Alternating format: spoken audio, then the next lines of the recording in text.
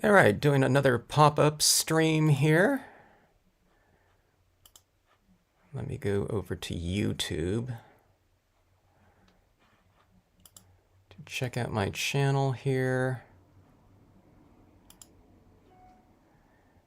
Okay. We'll see if anyone is available, but I am just going to be doing some stamp sketches, and I thought I would hit go live instead of just doing this on my own and chatting into a microphone. Let's see here. I will say something.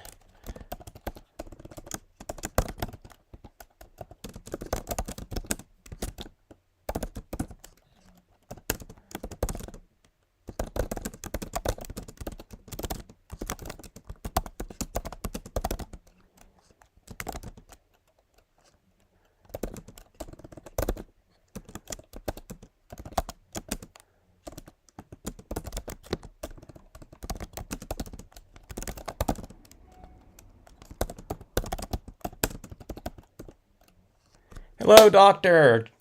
Thanks for joining in. I thought I would just do some stamp sketches, and it's kind of nice not stamping completely by myself 100% of the time. So anyone that might want to join in can join in. So good to see you. Okay. All right, so just some stamp sketches. I have just a bunch of stamps pulled out right now. And I am going to be just doing some stamp sketches. I'm not going to be finishing any of these off. I thought we would just go really back to the basics right here with some just some general compositions. Hello in Northeast Ohio. Hello, Diana. Good to see you. Okay, so what I was saying is I'm just doing some stamp sketches here. I'd like to have a big supply of some pre-stamped scenes every now and then. I mean, I still have a bunch of them, but I thought I'd do kind of some fresh comps here. And these are really good if I just feel like doing some quick finishing work on, some pre-stamped scenes, and thought I would just go over a couple of those, bringing out some other types of designs. I wish I had space here to put out, 100 designs or so, but we'll do what we can. The one bad thing about these live streams is I don't really feel like I don't feel like I should get up and kind of walk away from the table. On a live broadcast. Not that this is like TV or something like that, but I don't know. One of those definitely one of those live considerations here. Hello, Roberta. Nice to see you. Thanks for dropping by. Sunrise, Florida. Huh. What's the temperature in Sunrise, Florida right now? Okay, so I just stamped out my Lakeside Cove there. Oh, by the way, I have re-inked my black stamp pad here, so it's super juicy, so it's one of those things I wouldn't be finishing these off anyway because they're going to be really wet here. Okay, now someone brought up the Cloud with Lightning recently, and I haven't stamped this one for a while. I stamped the smaller one, but I had to go. I couldn't find my larger one for some reason. Okay, so what I'm going to do with this stamp right here is I'm going to blot off the edges, okay? On any of the sky types of designs where you have this transitional area on the outside with a lot of dots, okay? Those are there for a reason, okay? But it's one of those things you can kind of blot off some of the ink, and I'm going about a ½ inch into it, okay? You don't want to do it with a dry paper towel because you're going to be removing all the ink. But what you do is you just kind of blot it off like that, okay? Now I'm overdoing it here because I'm making a point of what I'm doing, and what we do is we stamp this out like this, and the perimeter area is going to be nice and light and dry so that that edge is not as distinct. So it fades out around the edge and then we're able to blend that in easier with, could be an additional stamp like a cloud, or just the perimeter area, okay? So any type of sky imagery, blot off the edges like that, and then you won't have this really harsh, dark line. See, that's a really kind of light, I don't know, like a 5%, 10% gray like that. Glad you're able to join in, Beth. Good to see you. I will get organized one of these days and have kind of announced times or whatnot. But I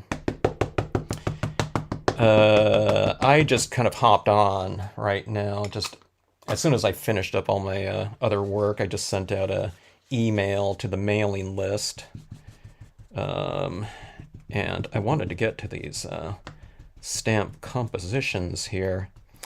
Let's see, 69, but we'll get into the 80s by noon. We went through a heat wave here in Southern Cal these past couple days. It almost got up, it wasn't 100, but here in San Diego, inland about, I don't know, 15 miles east of the ocean. I think it got up to mid 90s. So we're back down, I don't know, like in the 70s tomorrow though.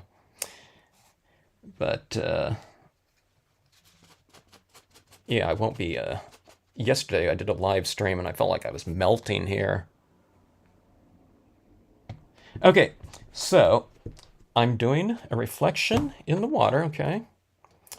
And I'm doing it lighter, just in case I wanted to stamp something else down here. So that's one of those things. You can do a lighter impression, let's say, in your reflective area, especially if you're going to be adding in something like foreground down here, like which I like to do.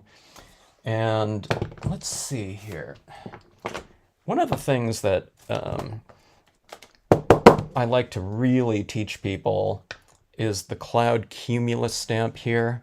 In terms of a filler stamp for skies, okay, it's one of my, it's like the grass texture for land areas, and the water texture for, I don't know, my water pattern somewhere around here for water. Okay, but the cloud is a really good one to fill in for skies. Thanks, Jeannie. So that being said, as Jeannie said, if you're cold somewhere, pull out your Stampscape stamps and stamp with them. Or it's like one of those things, in scenic stamping, sometimes when I'm like super hot, I'll stamp like I don't know, a cold winter scene or something like that. Or if it's really cold, maybe we could do like a tropical, kind of warm kind of escape or something of that sort. Okay, so this is what I did on this clad. I wiped off all the perimeter. I have a really juicy black pad here, so it would, potentially leave a really distinct dark line if I just stamped it out as is. I mean, you could do it. I'll show you how, what that would look like. But what I've done is I've really wiped out around the edge, and talking about wiping out around the perimeter of the cloud, and you wipe off around the perimeter of the lightning. So you get these lighter edges, and that's where those two merge in with one another like that. And it's just a really easy type of, hello, Carrie, a transition right there. So anytime you have two images going together, if you're worried about kind of a harsh transition inherent in the impressions that you do, you just get rid of those areas where they're going to overlap or transition into one another. All right. And it's kind of a weird concept, wiping off ink before you do the impressions, because we don't do that in most other types of stamping, okay? And I totally understand that, normally we want as dark and as crisp an impression as possible, but this is just the technique right here that you can utilize for seamless integration of imagery. And that's how I designed these stamps, with that in mind, of people using these and I'm one of them that's going to be using it, a lot, so I take out a lot of the work that I know I could potentially have in designing the stamps just a certain way to begin with. So it just makes it easy for me to utilize, okay? And that just involves sometimes doing partial kind of intensities in terms of your impressions, okay? So this one right here, and I'm probably overlapping a 1/4 inch. You can go 1/8 of an inch, 1/2 of an inch, into that. I just don't want to stamp over completely my lightning right there, right? And there you have it right there. Kind of the foundation. And if you just joined in, what I mentioned earlier is I'm just doing some stamp sketches here. I had a little bit of space there to fill in right there. I'm just doing some stamp sketches here, and I'm not going to finish them off in color right here. So, but that provides your platform. Now I'm stamping it on the Mohawk Everyday Digital White Coated Silk. Okay, it's really similar to a matte cardstock. So a matte cardstock is something that you could do with this too, or you can stamp out like something like this on your glossy cardstock as well. All right, and of course, whatever you stamp it on in terms of this cardstock, or the surface, whatever you're working on, will determine the types of things you can finish this off with. So I'm just going pretty universal here in the semi-coated Mohawk here, the white-coated silk, so that I can finish these off with dye-based inks, or it'll take colored pencils or pastels, anything like that. Whatever you want to do, or whatever I want to do later on. Okay, so that's that. One of the things I like to show people, kind of in general stamp sketches, is any type of water type of design, like the Lakeside Cove here. The only thing that really makes this type of image a water scene are those reflections down there. So you just kind of wipe off the reflections like so. This is what I teach people in kind of the stamping 1 or stampscaping, class number 1,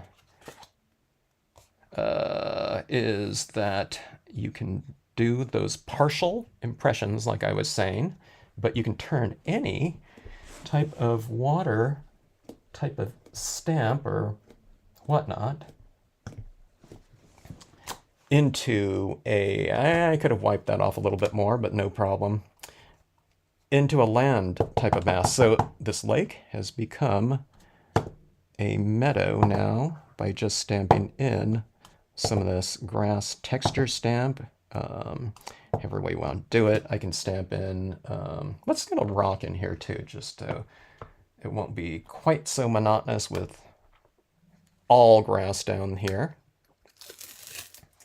Let's do, how about a rock down here. Okay. All right, so this is the boulders stamp. Like that, it ends right there. You can put in some additional grass, or you can just continue it on over like this. I mean, I haven't had to do any masking yet. Most of the times I don't mask if I don't have to. I don't know. I don't know of anyone who really enjoys masking, if you don't have to. So that's the same thing for me. So I just create kind of the transitions and everything like that, where, if you get some overlapping dots into the image that you're merging with another image, it doesn't matter. So dots into that rock don't matter from the grass, and this rock going into the grass, in the opposite way. Like I said, everything kind of blends in with one another. It's okay. This is what makes things kind of easy to do, but it makes it hard for someone to kind of conceive of if they only look at the finished product, because they don't know what went first. Did you stamp the rock first? Did you stamp the grass first? What's the general process? Hello in Scotland. Good to see you. What time is it there? Carrie, you can purchase Stampscape stamps on stampscapes.com. What you do is you go to the website, and then in the menu section you just type in, or don't type in, but you click stamps, and then you choose the way that you want to view the stamps. You can do it by code. You can do it by, it comes in sets like these right here. If you don't have any stamps at all, I generally recommend a set like 8 or 6 or something like that. Set numbers 8 and 6, like the Lakeside Cove here that I just stamped out, that's kind of based, nature set number 8 is based around a lot of these components that I'm putting in right here. And plus there's like 100 videos on how to use it. Let's see, 3:45, is that PM or, let me see, that would be, that's not AM, right? I don't know these things. Okay, okay, this is my minimal masking right here. Do you see how I'm just using a paper towel?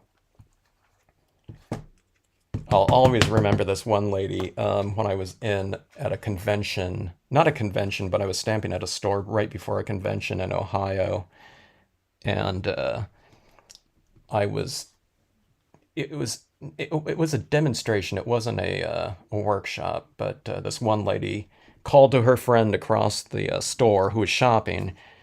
She goes, "Hey, whatever." Her name was Christy. "Come here and look at it." She goes, "Look it, She goes, "I'm never masking again." What you have to do with outline designs, but you just don't have to with, most of Stampscape's designs right here. So anyways, there's my little kind of composition right here. And do you see what I'm doing right here? Oh, Donna, you're a night owl maybe, unless I woke you up. But I'm typically up till that time anyways, unless you're getting up and you go somewhere early. Some people do. They wake up at like 4. That's the start of their day. But I was doing a live stream on Facebook the other night, and I started it at midnight my time, and there were a lot of people kind of logging on. Hello from the Netherlands or something like that. Okay, so anyways, I'm doing a little composition right here, and if you've just logged on, what I'm doing is I am just doing some stamp sketches here, kind of working out some of the basics on just doing some scenes, and then I would finish these off later, okay?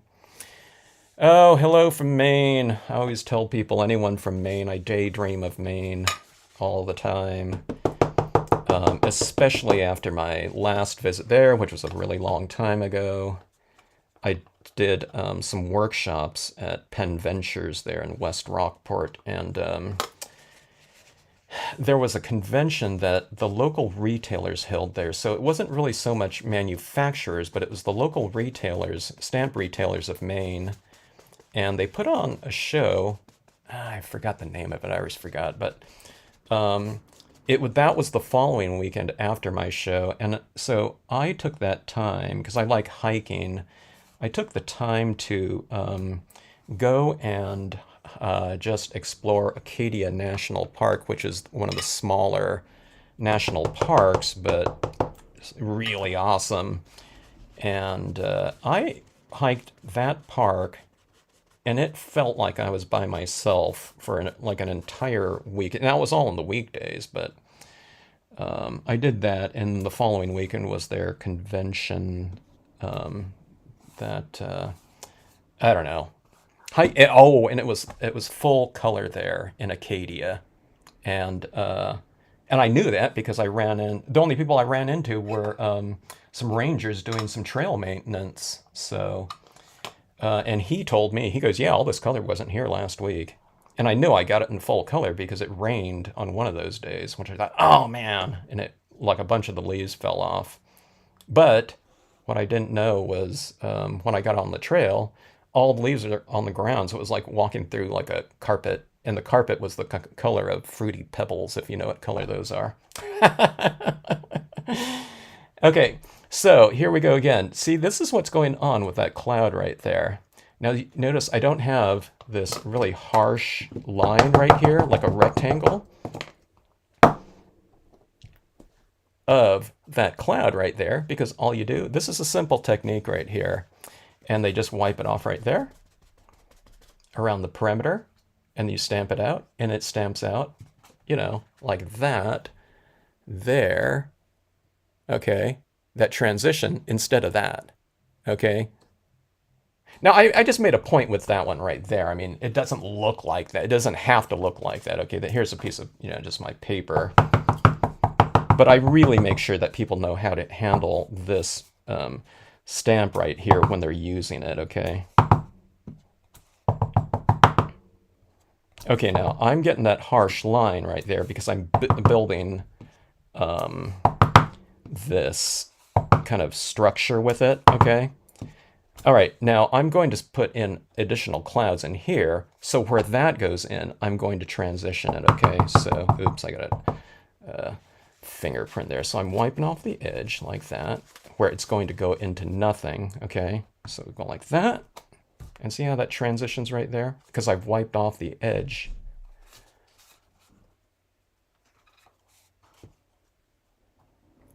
Done.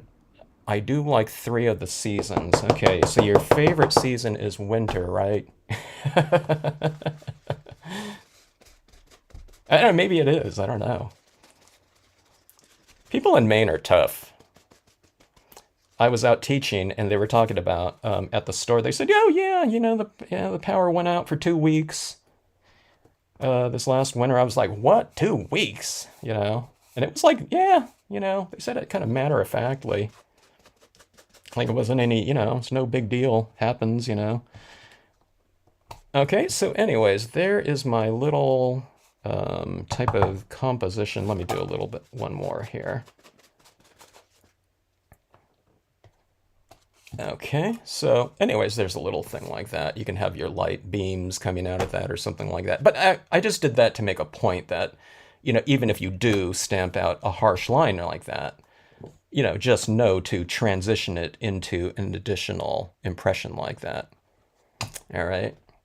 So that's the cloud right there. Let's move on to another stamp sketch here. But yeah, but going back to Acadia, if anyone ever kind of has a chance, Acadia, the first trail that I went on there was called the Precipice Trail.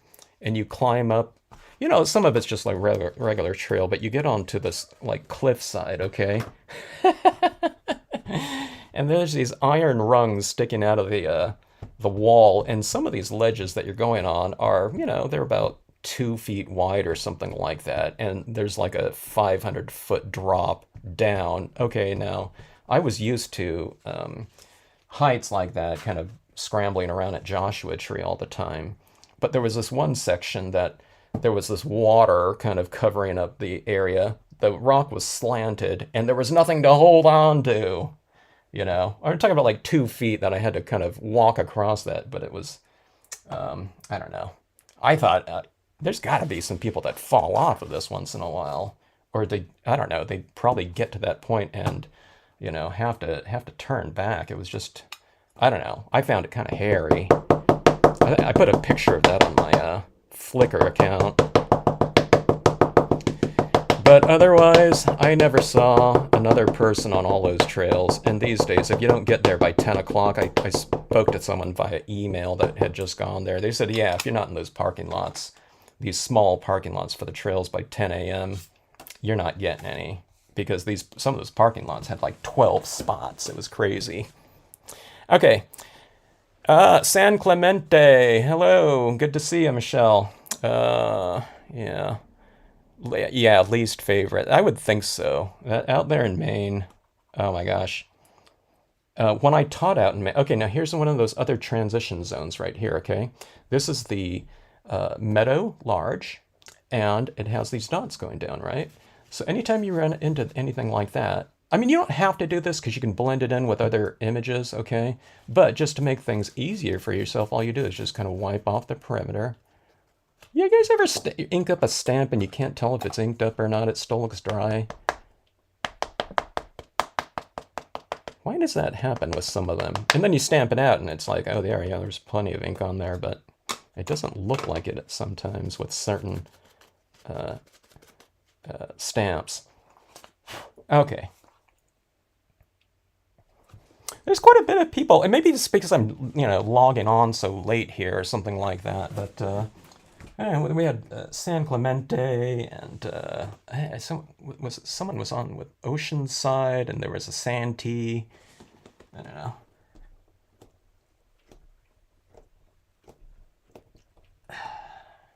Okay, so stamping this. I'm putting extra pressure on here because I just wasn't quite sure if it was inked up all the way. Okay, so this one's the meadow. And then we have that little line down there. Okay, now I've wiped some of it off so it's not so harsh, right? And then you just kind of fill in. Let's fill it in with this sedge cluster here, okay? Oh, one of the things I was going to say here in this kind of process right here is that, okay, if you're ever if you haven't done this before, okay, and you're kind of wondering, all right, where do you start, you know? How do you know? Do you stamp the sky first? Do you put in the color first? Do you stamp the images first? What do you do? Well, the answer to that is yes, you know, it could be anything, all right? But generally what I have people do is I start them off with their kind of main focal points. So if it's, you know, it's usually kind of, it's not exactly this, but it's like if you're going to be storing something and you have a bunch of different size objects, I generally start off with the larger ones and then I get progressively smaller. Now, that's not always the case. It's not, you know, like some kind of formula. But it's a general way to approach things, especially if you haven't done this before. So 5 a.m., Barrett, that's too late. Or is it early for you? Oh, hello in Santa Ana. Okay, so what I did was the main image. Okay, so foundation, I called that the foundation just to make things a little bit more memorable to people. I called it foundation and then filler stamps. Now this could be a foundation stamp too if I stamped out a bunch of them. But see, these types of filler stamps are ones that you can go in and add into your scenes. Okay, like so. And then, okay, so that filled in around my main image, okay? Now let's have some kicks here. Let's use this. This is some foreground too, right? But then I can add in a background. So textures are textures, you know, you can add them in the foreground or in the background. You know, you saw me do, if you were here for a few minutes, you saw me do this rock right here in the foreground, but there's no reason why that can't be kind of represent some kind of larger, you know, rock structure if I put it in the back of these trees, okay? Now, I'm not going to do that at this point because I already stamped my clouds, but you can move things around like that, okay? So,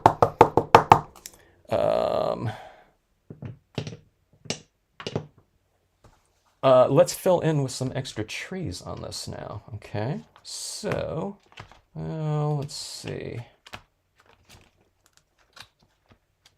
Let's go with, where did my smaller trees go? Oh, here we go. This is a tree cluster stamp, okay? Now I could use this. See, this tree is roughly the same size as these trees in the meadow, right? Okay, but you don't have to use them that way every time. You can use them for partials here. So skip work, Barrett, and just stay and stamp here. Just kidding. Okay, so I'm going to just use the tops of this tree here, okay? So you ink up, and I mean, it just depends on what size tree you want, okay? So you go like this. I would go with the ripped side like that, so it's a little bit more organic than, you know, a harsh line like this for the masking. And then we're just going to lay that down, and I'll go for some trees right back here. Okay, and maybe I'll even just use, I don't know, it might even be a 1/4 inch of them. You know, it's a tiny little bit for those trees. Right, oh, sorry, folks. Trees back there in the background. If I need to zoom out, just scream at me via the text there. I don't have someone to do that when I'm just doing regular videos. So it's like, oh my God, I just filmed 5 minutes and it's completely off screen, you know?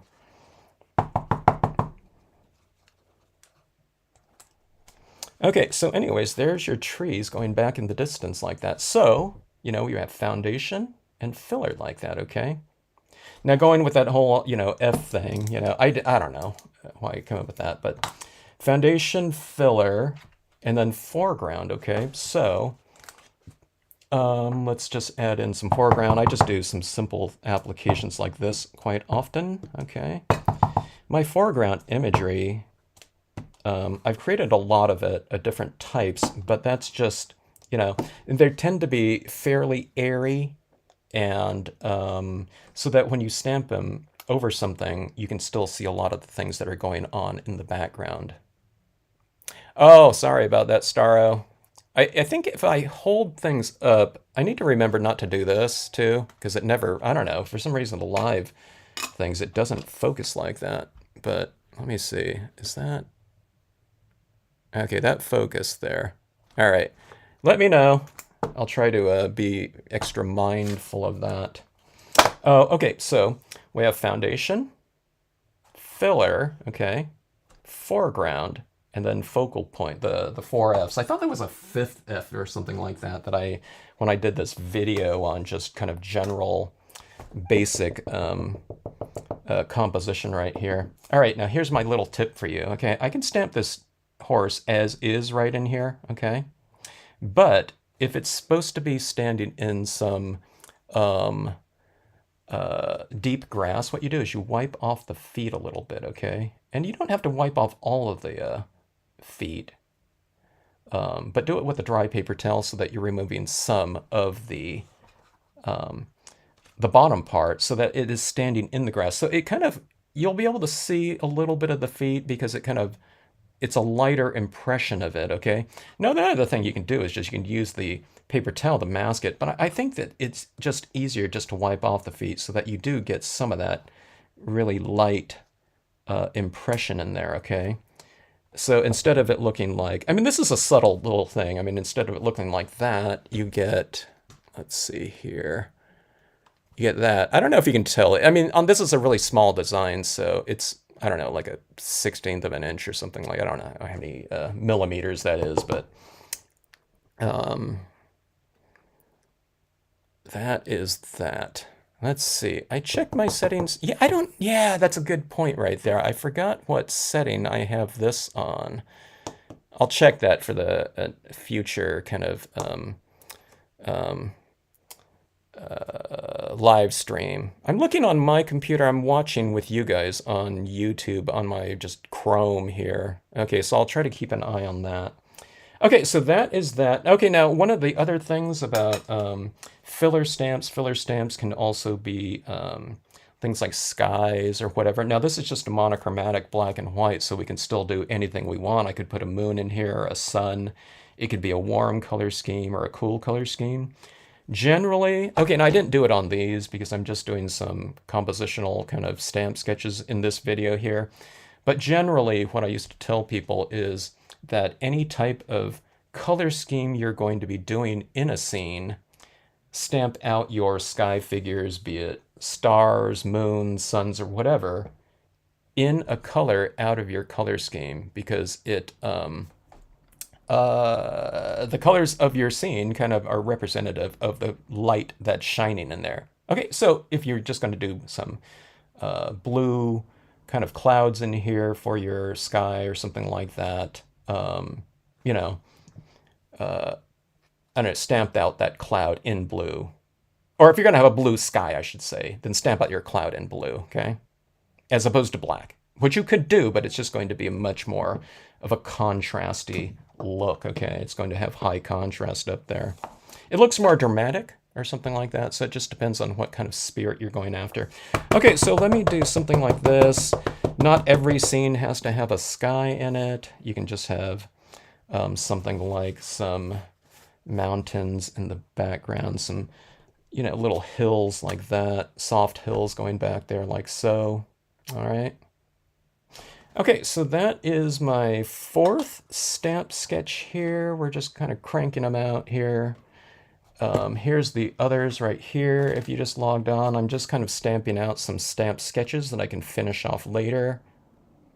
I don't know if we'll finish off this one. This one's almost done because it's all clouds here, but I'm just doing these sketches so that I have, you know, plenty of material that I can just finish off in future videos or do some demonstration on lighting or something like that.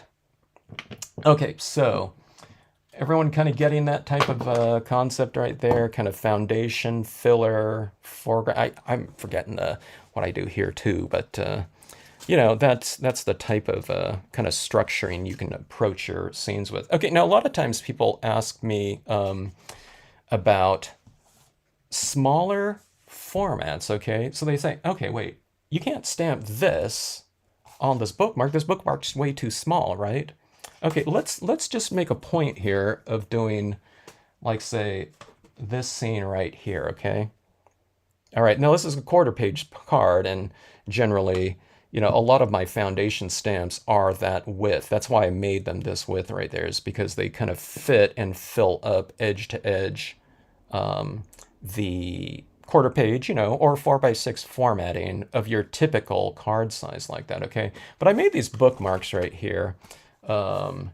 Astrid of the Facebook group did some bookmarks today, and Deanna, you know, does them all the time, and I love that kind of narrow format. But any type of stamp size is made for any size thing you want to do. I mean, we even do like these larger stamps on a 2x2 piece of you know, clayboard, or they call it clayboard art tiles now, but it used to be called stamp board.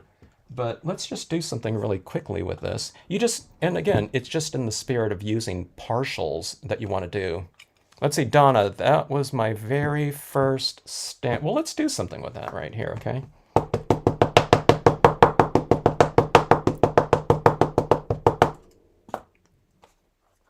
It's like the difference between a whatever my regular videos and a live stream. It's like we're changing up based on feedback here. Okay. All right. So that's the little path right there, right? And we're just going to fill in, okay, with some additional tone. I'm just continuing this road down this way, okay? And, you know, you saw that those hills going back into the distance right there, okay? What I'll do is I will make some additional kind of areas right here. Maybe I'll angle that. Do you see that, how I've angled that one? We'll angle this one a little bit. I mean, it all kind of blends in together, so it's kind of hard to tell until you differentiate it, or differentiate the trees. Let's pull out that tree again right here. Okay. Hello, Beverly. Good to see you. Thanks for jumping in here. I'm doing some stamp sketches in different formats here, some card size, you know, typical quarter-page cards, but I'm doing a bookmark now. Okay, so let's add in some trees into the mix here, okay? And see, right here, what I'm going to do is I'm going to put some trees behind this. I think this was where things blur out, is when I hold things up like this. Okay, so I'm going to mask off this and put some trees behind this part. And you see this part right here? I'm going to mask off that and put some trees behind that. And I'll do the same thing for each layer going up from this foundation stamp, okay? So we'll go, and one of the things I'll do is I'll adjust it a little bit. I'm going with a little bit more of the stamp. It's probably about 1/2 of it right there, okay? Now let's go like this, and I'll put some smaller trees like that. I mean, if you hit, you know, if you do larger or smaller, it doesn't matter. It's like, oh, wait a minute, that tree is farther off in the distance that should have been smaller. Well, it could just be, you know, a tree that's higher up on the hill. It could be a larger grouping of trees, you know, so it's not like something's wrong. Okay. So there you have this. This is one of the things too that I have a hard time explaining. Not if you've seen it done like this before, but if someone just looks at the end result, because people are not used to usually using smaller portions of their stamps and kind of dissecting them and whatnot. Hello, Laura. How are things in Arizona tonight? Okay, so we have our trees going off into perspective like that. And let me look for here's my little rocks right here. These are some little rocks right here. The tiny rocks small. And I'm just going to... Now, I should have, blended the little line of that path in a little bit more. But if you don't, then you just blend them in now. So see these right here? I'm using it in lighter forms, like that. And then you get that done like so. Okay. And, okay, so we did foundation, filler, okay, filler, and that tree is filler, okay. And then you can do foreground like this. Now this would be a perfect spot, I think, this open space right here for like a word stamp or something like that. I don't know, I just think word stamps look great anyway, but you can, I don't know, just what is a bookmark, having some kind of, word stamp in there. I don't know, it just seems like appropriate, okay? So here's the foreground right here, okay? So we'll go like that, all right? So I don't know, whatever, every path leads to whatever. Oh, and then you can do, I don't know, you can do someone walking down the road. I don't have, let me see, I don't know if I have some hikers or something like that on here. Or you can do, some kind of deer in the background or something like that walking up in there. And that would be your focal point, okay? So foundation, filler, foreground, focal point. Now, why do I, the focal point, I mean, when you add these types of things into your scenes, I say focal point because, any type of living creature or something like that, this could be, I could do a composition that's 11 by 17, so it's huge, right? And if I put in some deer or some little hikers or something like that, that would be exactly, what people's eyeballs would kind of, you might explore a little bit, but you're going to narrow, land visually on that creature, some living creature, okay? So any type of things like structures, like a cabin or something like that, that's what people would go to. But an animal or a living thing tends to, it would win out in terms of the attention that something would give to it. So see that right there? It's like a little, I don't know, kind of a stage there for our subject matter. Now, sometimes, I mean, words can be your focal point too. You can just do something like this and leave this open. It'd be more like a Zen type of thing, with kind of an open road or something like that. So you can change kind of the emotional or whatever thematic meaning of your piece, based on kind of what you have in there. All right. Oh, okay. So anyway, yeah, that's pretty fun there. Let's do another bookmark. I hardly ever do them, but let's see, let's do that thing where I was saying, let's do a little compare contrast with this one. Okay. And I'll just show you. This is, I don't know, what is this? This is like, it's probably like 2¼ inch wide. Actually, I think it was 2.5. I think I cut these down to about 2.5, okay? So let's do the same type of composition here. I will turn my Lakeside Cove into a meadow. I'll wipe off the base here that show the reflections. If you didn't see, if you just came in here, I turned my Lakeside Cove stamp into just some rocks and trees and a meadow by not coloring in, my reflections area down here, okay? So you just stamp it out like so. Let's see, let's use rule of thirds. I'll kind of stamp this 2/3 of the way up roughly, like so, okay? So you just get the center area in it. No, it's, not big enough for this whole thing unless you do it, landscape format, which we could do too. But since this is a bookmark, we'll keep it going up and down. Foundation, filler, okay.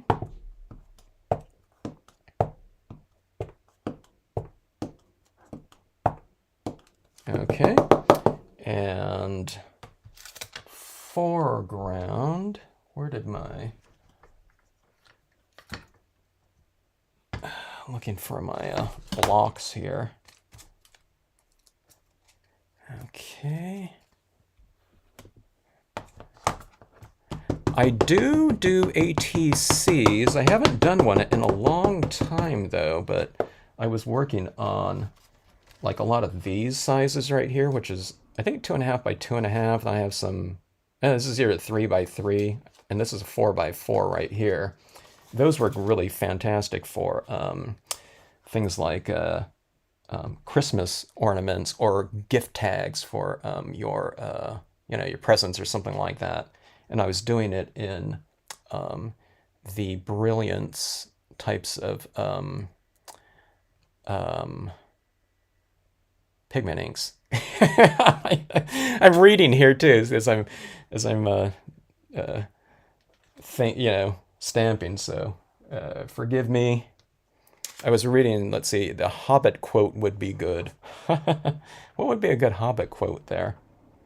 Okay, so there's our foreground, right?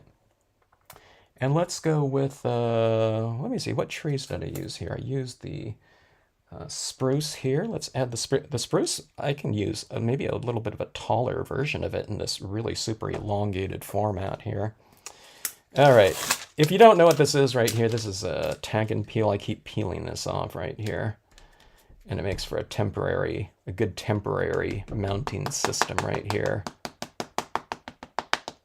A good Hobbit quote would be, let me see, here and back again, or is that Lord of the Rings? I forgot. All right, who stamps on ATC sizes still? Does anyone here? ATC's got really big. I don't see them as much anymore, but I don't know. Yeah, a lot of people used to bring their trading cards to the different shows, and wasn't that fun? Hello, Paper Genius. Good to see ya. Paper Genius, that's a cool name for paper crafting there. I love it. Let's see here. Let's go with this foreground right here. Watch this right here. What I'll do is this tree, I'm doing one behind the rock, okay, like so. Okay, and under mask a little bit so that you don't get this big gap in between the tree impression and the rock, okay? And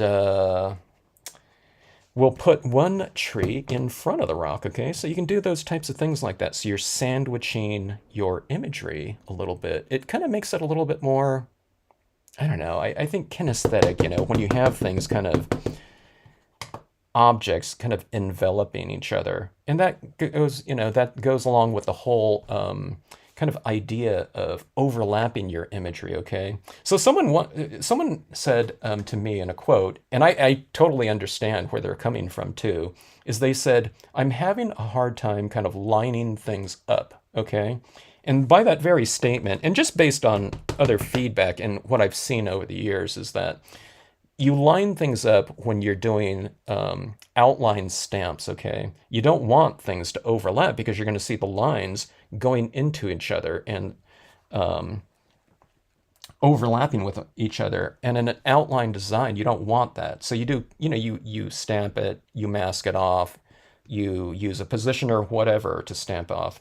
But the thing with this type of thing is you want to overlap things so that you get that more of a seamless type of transition. You get dots into dots, and that's what kind of brings this all together. But that's what makes it easy, but it's kind of weird. If someone just saw this, they're not going to be able to tell. Let me see, wait a minute, is that one stamp or is it two? Is that rock and trees the same thing? It's confusing for them, and, like I said, I totally get it too from most forms of stamping. Okay, so let me see, I forgot. This one right here, let's use some clouds around that. Okay, so let's see here. I'm still finding things. My desk isn't so cluttered where I can't find the thing that's like right under my nose. Okay.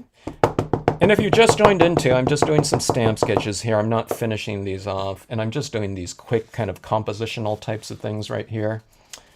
So I'm just doing, everything primarily in black. Maybe we should do another monochromatic, but I'll just do it all in, dark blue or something like that. Well, let's do this right here. Let's take this cloud like this, and I've wiped off the bottom portion of it where it's going to be transitioning into this area down below, which will be the light or open area, okay? So I'm wiping off all this area and wiping off pretty good, okay? Especially if you're doing it in black. If you're doing it in a super light blue, then you don't have to wipe it off so extreme. But we're wiping off, the darkest color that we can, possibly use, okay? Let me see, let me go for another impression right there. Okay, so I've left a little bit of space if I want to put a quote right up in here, or, well, yeah, a quote right up in here. We're not going to add one down here. It's too textured. Okay, so let's do that, and let me get something else besides a little dough here. Let's see, let's do, let's go a little bit bigger. This is the way, I don't know if you've seen, I have a video on kind of organizing your unmounted stamps, and this is what I do for myself. It's not super organized because I just put things by size, but I generally know where things are. Okay, can you see this? I'm zoomed out as far as I can get, but this is a folder here, okay? And sometimes when people order a lot of like small stamps, I'll send out one of these sheets right here. But this is like a coin organizer right here for my small stamps. And I don't just put one stamp per thing, but sometimes what people do is they stamp out the image and then they'll put it in there so they know what goes in there. But this is generally how I do it. These are 4x6 photographs. I just picked these sleeves like at a Staples or I don't think it was Office Depot, Staples. And then, for some of them, on my really large stamps, I have, if you can see this, sorry if it's all blurred out, but you can kind of get the idea. These are currency organizers, like for, people that collect paper money or something like that from wherever, other countries and whatnot. But let's do something with this character right here.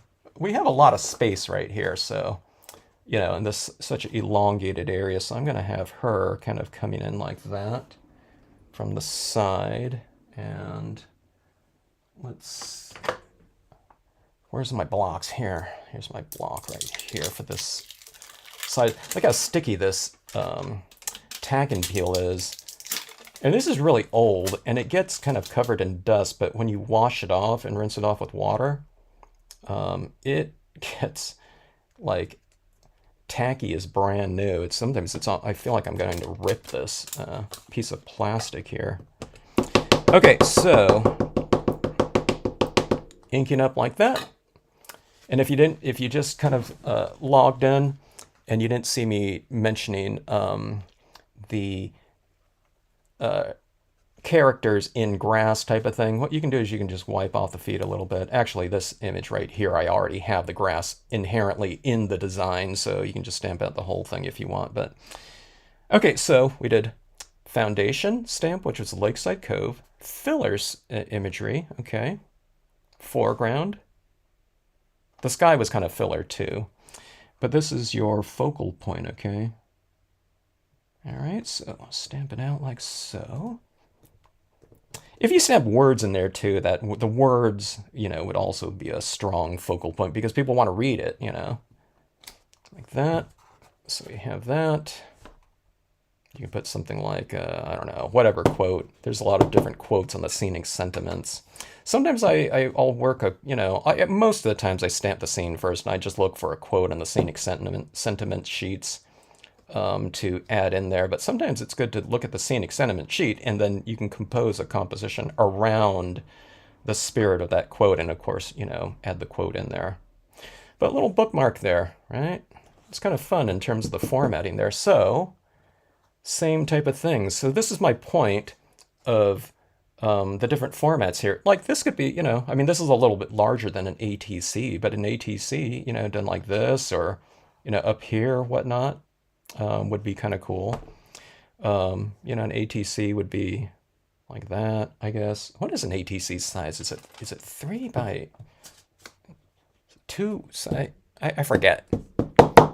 Okay, so yeah, Paper Genius. I learned that by going to these stamping retreats, and Karen Wallace, who put on the retreat, she had like binders full of those, and then had that image stamped out so that, it was a free for all. Anyone can go and, utilize any of her stamps. But we knew exactly where they went when we went back up to the binders to reorganize the stamps. So, well, she was more organized than me in terms of having, those specific slots for that. But I don't know, that system works for me really well. Okay, so those were the narrower types of bookmarks like that. 2.5 by 3.5. Okay. One of the formats that I think that's the size that we used to do a lot at the conventions. There was this what it was called stamp board at the time. Does anyone know stamp board? It's a clayboard smooth by Ampersand. It's clayboard, B-O-R-D.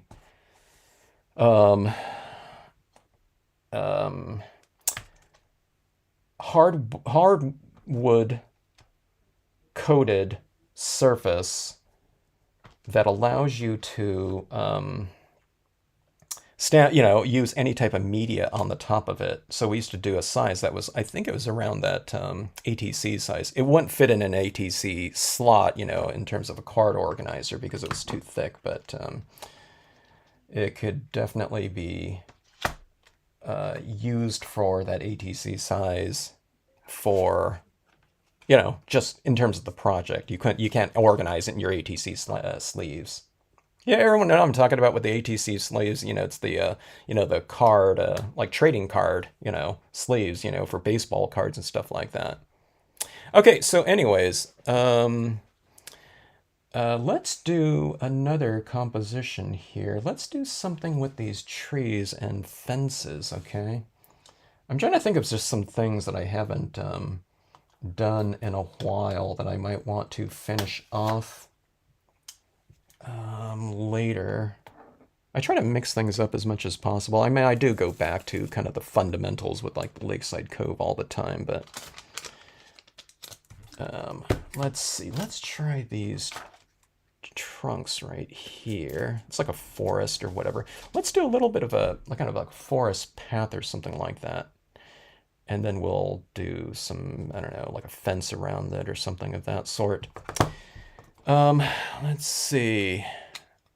Julie has some stamp board.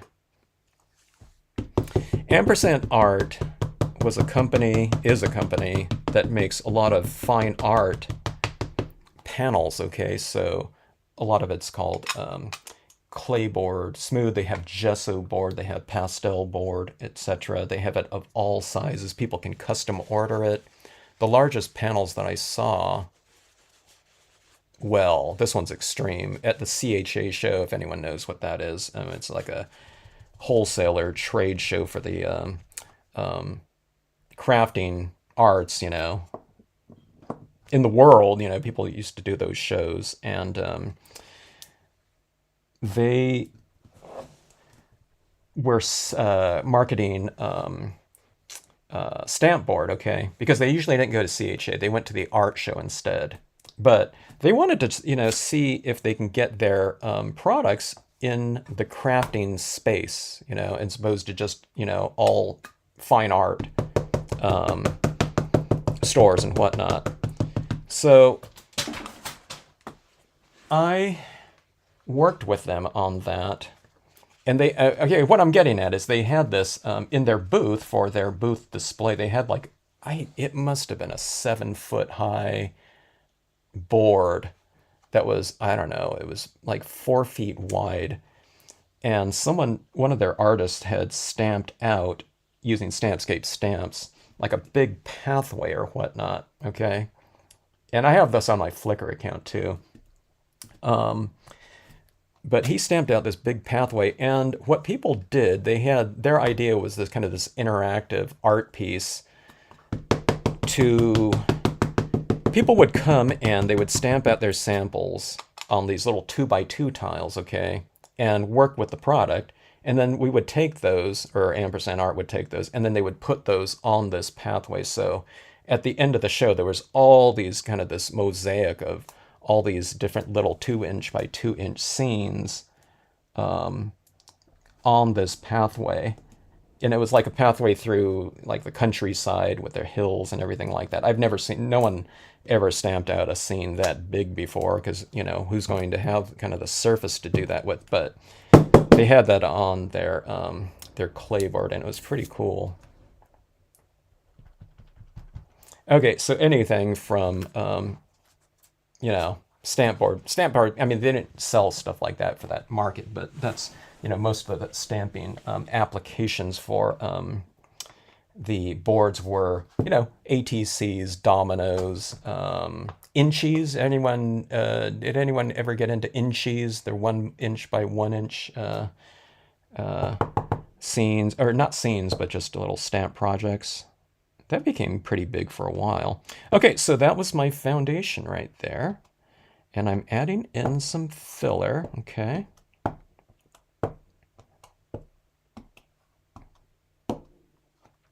Like so.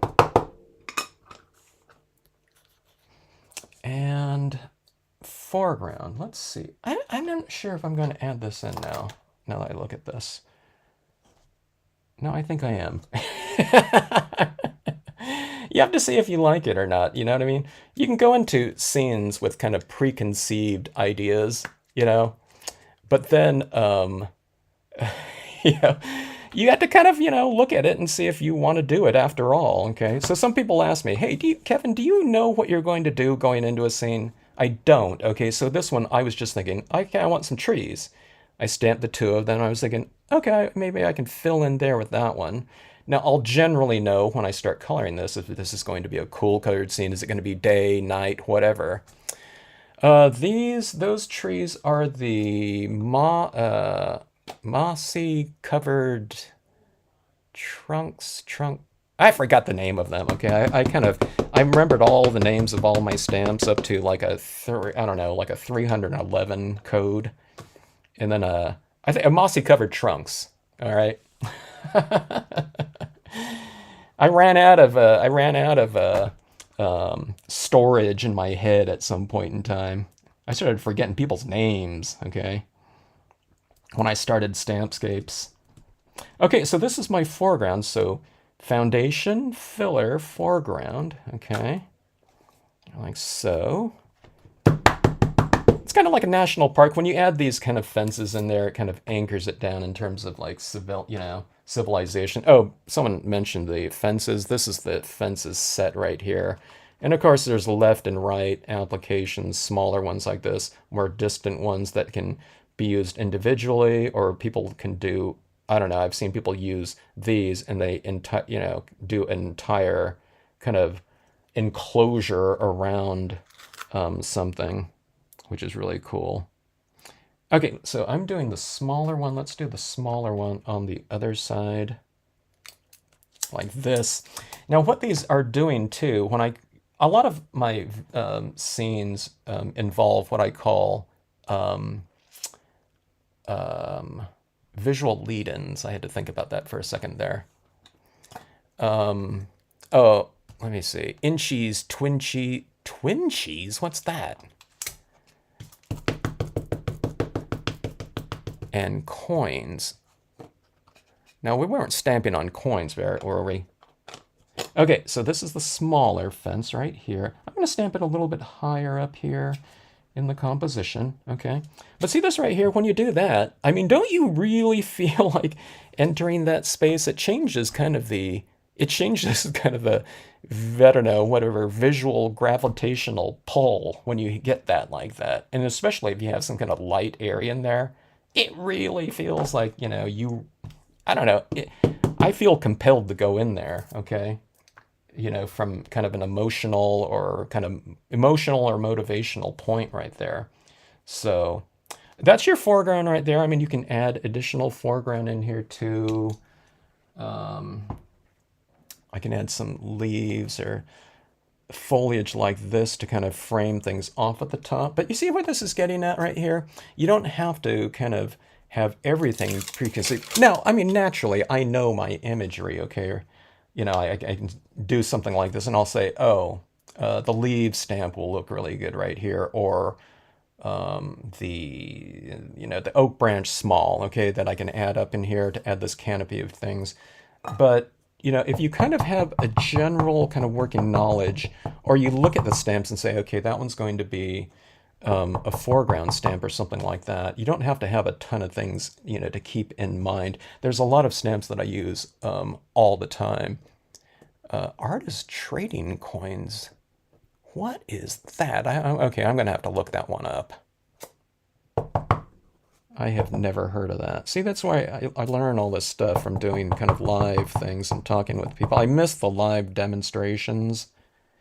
That's oftentimes where I learned about different products that are out there, what the latest thing was with pigment inks, what's the best pigment ink. And I asked people at the demonstrations, at one convention in Arizona, and everyone was using the Zig. What were these called?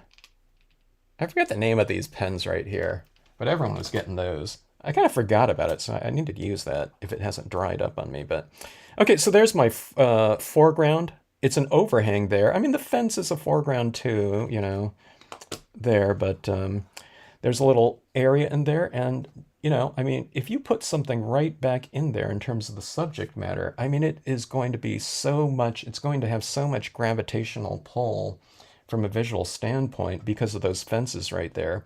Or the other thing would be like this road right here. I mean, we could have put a road with a fence right here on this side and another fence coming in on this side. Those types of things really kind of invite the viewer into the scene. Wink of Stella. See, what can I do? What am I going to do without you guys? Yeah. Do people use those Wink of Stellas? Are they still being used a lot? I went to one show out in Arizona, and everyone was buying those ones at the time. I think there was like a 5-pack of different colors that some booth had, and a lot of people were bringing that over. I was like, what is that, You used to watch me at Carson, Virginia, huh? When did you start stamping, Virginia? I'm asking because I'm wondering what incarnation of the Carson show did you used to go to? For those that didn't know, Carson was kind of, for a period of time, was the big kind of major stamping event pretty much in the entire world. Okay, now it transitioned from that, I wouldn't say quickly, but there were equal kind of size shows going on, in the Midwest or back east or whatever. But at one point in time, Carson was like not only just a stamp enthusiasts show, but it was okay. So here's my focal point. It was the place to go if you were a retailer and you wanted to see what was going on in the industry. A lot of people treated it like CHA practically.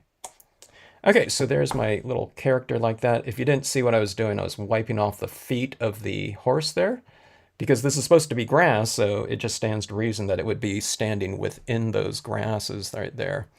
Card making for 20 years. Let's see, if you went to Carson like 20 years, oh, that was the heyday of it then. Carson like in 2000, if you were going to the show at that point in time. And it wasn't like in a traditional convention hall. I wish there was footage of it. But it was in all these other rooms that kept opening up into other rooms. It was the Carson Community Center. So, I mean, it was like in a room, and then there was like a door at the end of that room that might have opened up into a courtyard.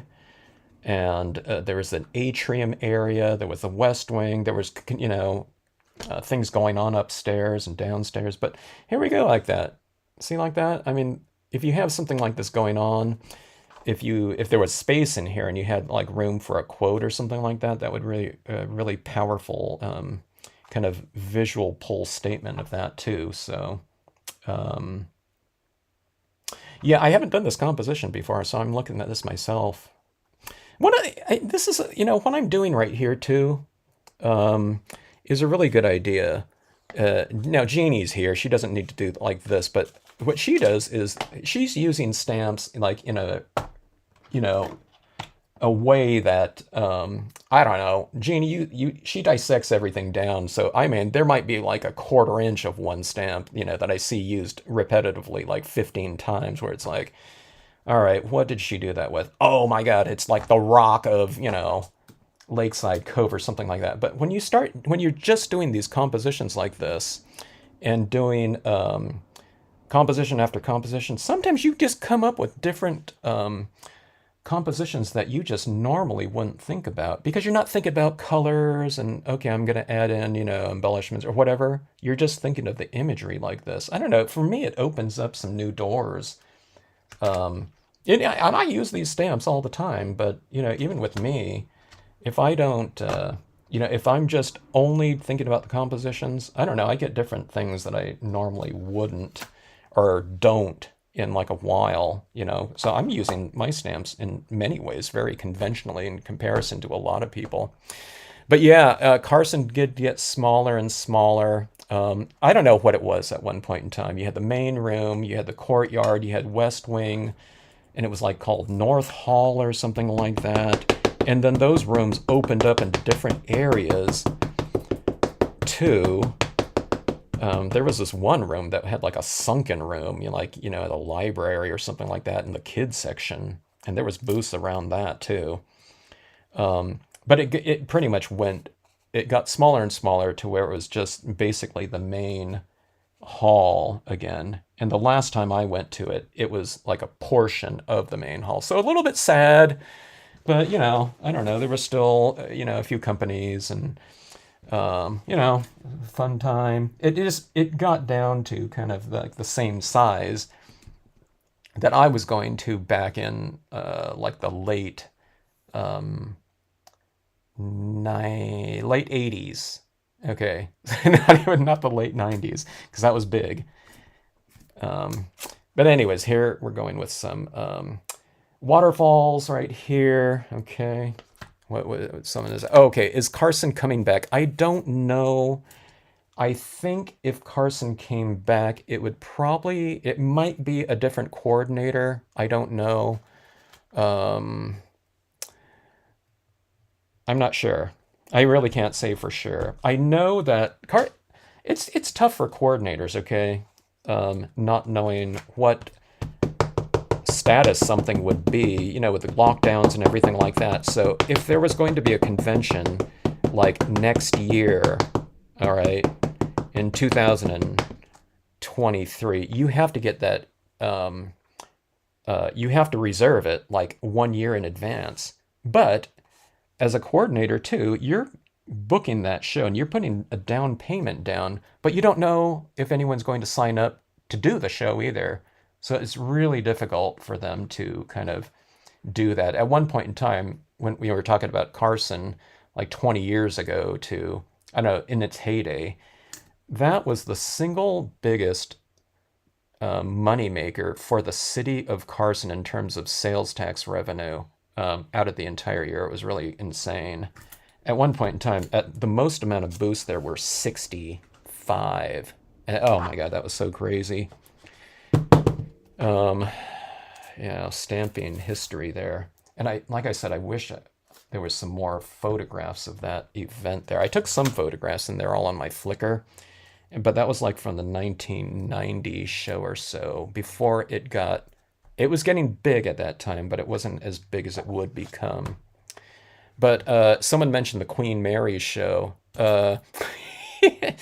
Did you go to that initial Queen Mary show, the first one, when the fire marshal shut it down?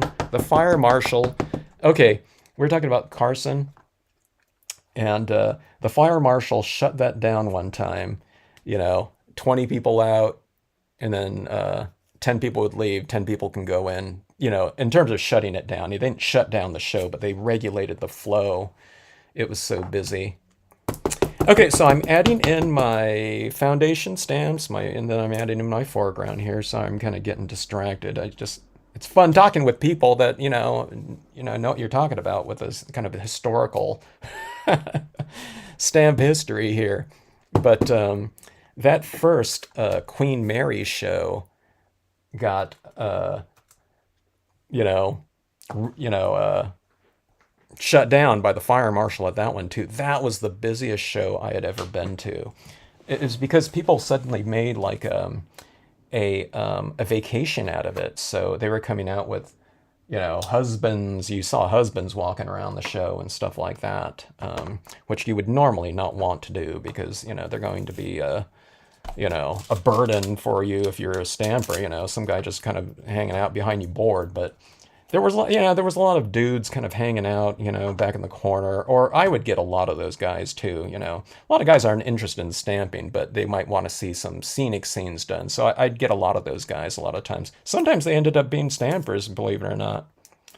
But that was the most claustrophobic show I ever went to. One time I was demonstrating and I suddenly got, about maybe a 2 second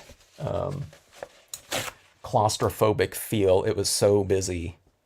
And like I said, it lasted a couple seconds because I was kind of used to it. But I thought, oh my God. But there were so many people at that show. And the Queen Mary show was basically the Carson November show, okay? Because she wanted to change things up so it wasn't just the exact same thing going on every year.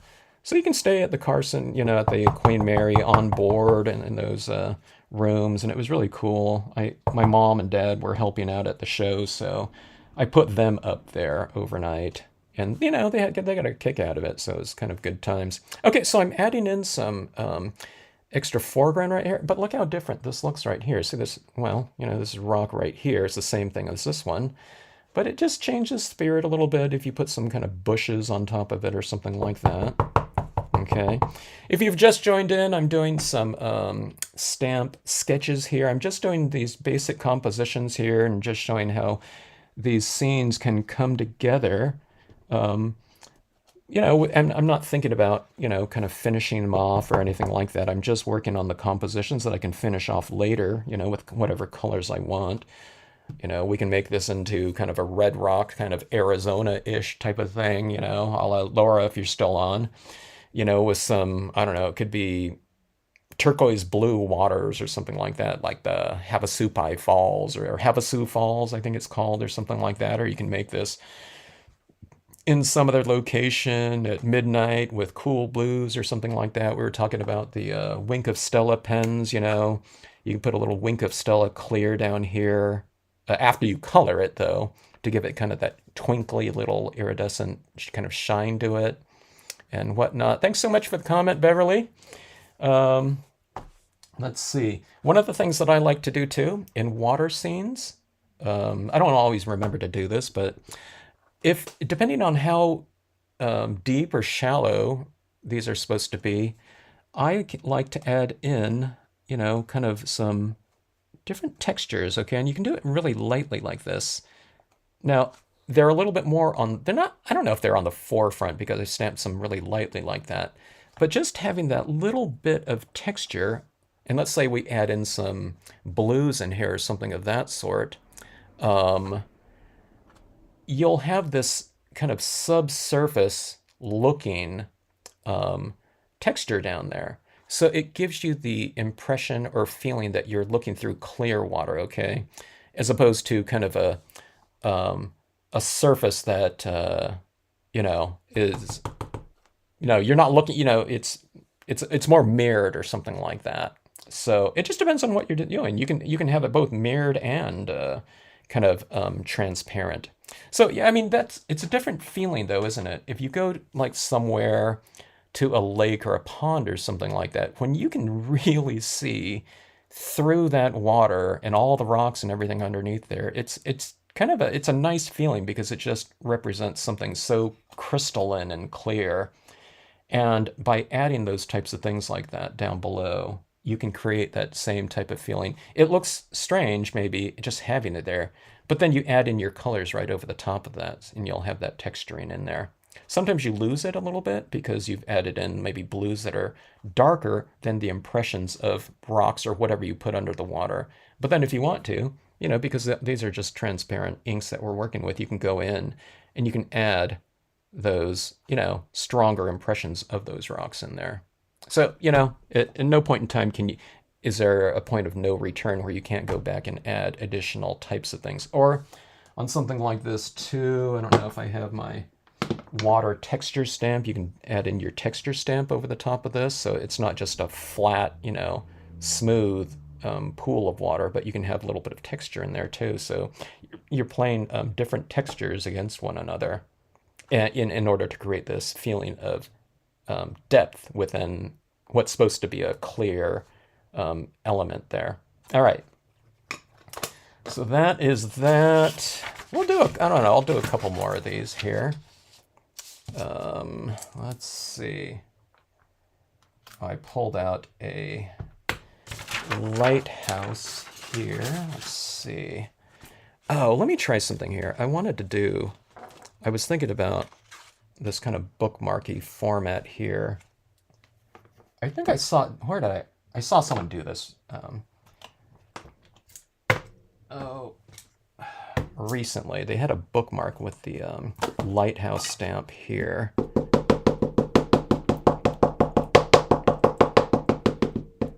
You got me thinking about all those good times at those conventions. I miss doing the conventions, and I was telling someone I really miss, stamping with other people and teaching workshops and classes and whatnot. Speaking of that, the workshops are online if anyone wants to join in. Chances are, if you're already a scenic stamper, you don't need, you definitely don't need class 1 and 2, but that's on the workshop section of the Stampscape site. I want to start teaching kind of some smaller groups, even like 3 or 5 people max, via Zoom. So those are my favorite kind of classes to teach. We taught classes with 25 people, at some of the different shows because you had to get through, a lot of people in those ones. But my favorite ones were kind of in a small kind of group setting in some of the really small stores that were around way back when. And those ones were always fun. Sometimes in those workshops, in those small stores, some of the stores were, I don't know, the floor space seemed like it was 20 by 20, if that. So we were moving around like product off, of desktops and tabletops, and making space for the workshop to go on. It's the good old days. Okay, so there is that, and then I'll do some clouds around here or up here, and then leave room for a quote stamp, I think. All right, so swirling leaves in water. That's a good idea. I do have, oh my gosh, I didn't release it, but I have this one called,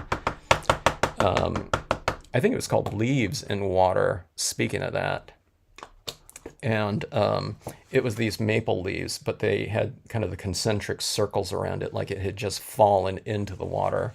Some people have it. It's the one from A Stamp in the Hand. Oh, by the way, someone said they had been...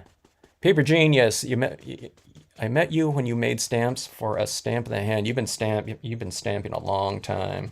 I don't know if you used to go to the Stamp in the Hand warehouse sales. If you did that, wow. I used to work for A Stamp in the Hand, if people don't know that. As I was going to school at Long Beach State, I was studying art, okay? Big surprise, but there's a career center, and at the career center, anyone could put, any business, looking for, some help, someone to hire, they can post a little 3x5 card on the job board, and one of them was a Stamp in the Hand. I just happened to see that on the job board, and back in this is like 1987, so no one has an idea of what rubber stamping was as a hobby, and there weren't any conventions. Well, there was the Carson show, but it was very small at the time. Carson started off. It wasn't in Carson, but it was the Rubber Stamp Convention. The Rubber Stamp Convention, the original Rubber Stamp Convention, that's why they call it that. The first one was in the back parking lot of a store in, it was like Burbank or something like that. I don't remember, but that's California for those that don't know. But that store owner, I think what she did was she asked Kathy, my boss at A Stamp in the Hand, if she wanted to just take over the show. So Kathy moved it to her hometown of Carson, and that's where the Carson Convention, Carson Community Center is, and that's where, I don't know, that's where it all began with the shows. So a lot of the different shows, in terms of the formatting and how they sell shows, you buy extra tables and chairs, and you kind of decide on the square footage you want. It's all based on Kathy's kind of formatting for the Carson show. Okay, so that I didn't leave room for any quote stamp unless you want to stamp it on a different piece of paper and put it there. So I changed up from my initial idea. Art is what takes place between the initial concept and the final result. That's what we can say. So it gives us permission to change up, right? Change our minds, But anyways, there it is. So can you see this right here? Foundation stamp, okay? I mean, the foundation, I mean, I don't know if this is foreground or filler. I mean, it's kind of filler and it's foreground at the same time, right? The clouds in the background are kind of filler stamps. And then you have your focal point with the birds, I don't know. I don't know if this is really a focal point. I think people are probably going to be looking at the lighthouse like that. You can have a light coming out, with a light beam off the side like that. This could be during the daytime, or you can make it during the nighttime if you want to. One of the things I like to do with something like splashing waves like this, or here at the base of my waterfalls too. You know how I do oftentimes like splatter painted stars or snow? I take my bleed proof light like this and I get a little ink on there and I splatter it down at the base of the waterfalls for some extra texture. Or you have these crashing waves like this down here, okay? And if I add in, and you're not going to be able to see anything if I splatter paint this because it's all white, but I would be utilizing, if this is a nighttime type of scene, or even in daytime, if I'm utilizing some blues down here, what you do is you put a little bit on this, and then you splatter paint that here. So you add down some additional tone, but then you reintroduce kind of the textures that are inherent on this design right here. So there's these little dots that I put into the area, the darker area around the crashing waves, okay? But if you bring in some additional tone, those little negative space dots down there are going to get filled in. You'll still be able to see them because they'll be blue instead of white, but then you can reintroduce the whiteness and contrast with something like this. All right. I got some stamps in the hand. Stampscapes original. Blew my mind for it. I get stamp in the hand. Let's see. Now what do you mean by that? What stamps were those, Donna? Stampscapes originals. From a stamp in the hand? Make another stamp image with leaves in the water or falling leaves in the wind. Yeah, we should do that, huh? I'll figure out how to do that. One of the things that's the hardest thing to kind of illustrate are images that are in motion. So I don't know. I'm really particular when it comes to something like that and getting the gesture of something like that down right. So those are the types of ones that I tend to labor over because I want them exactly right. It goes back to kind of your days of doing kind of a like life drawing when you're trying to draw somebody like in movement or something like that. Maybe I have nightmares of our life drawing instructor, not with me, but, taking someone's like drawing thing and throwing it out the window to make a point, And that happened in one of my friend's other classes with this teacher that I had. But I could totally imagine him doing that. He was, he was kind of getting a little dramatic, just to make a point, though. But it seemed a little bit extreme. Okay, so let's see. Let's go through some additional stamp scenes. Let's really crank them out like this and really churn them out here.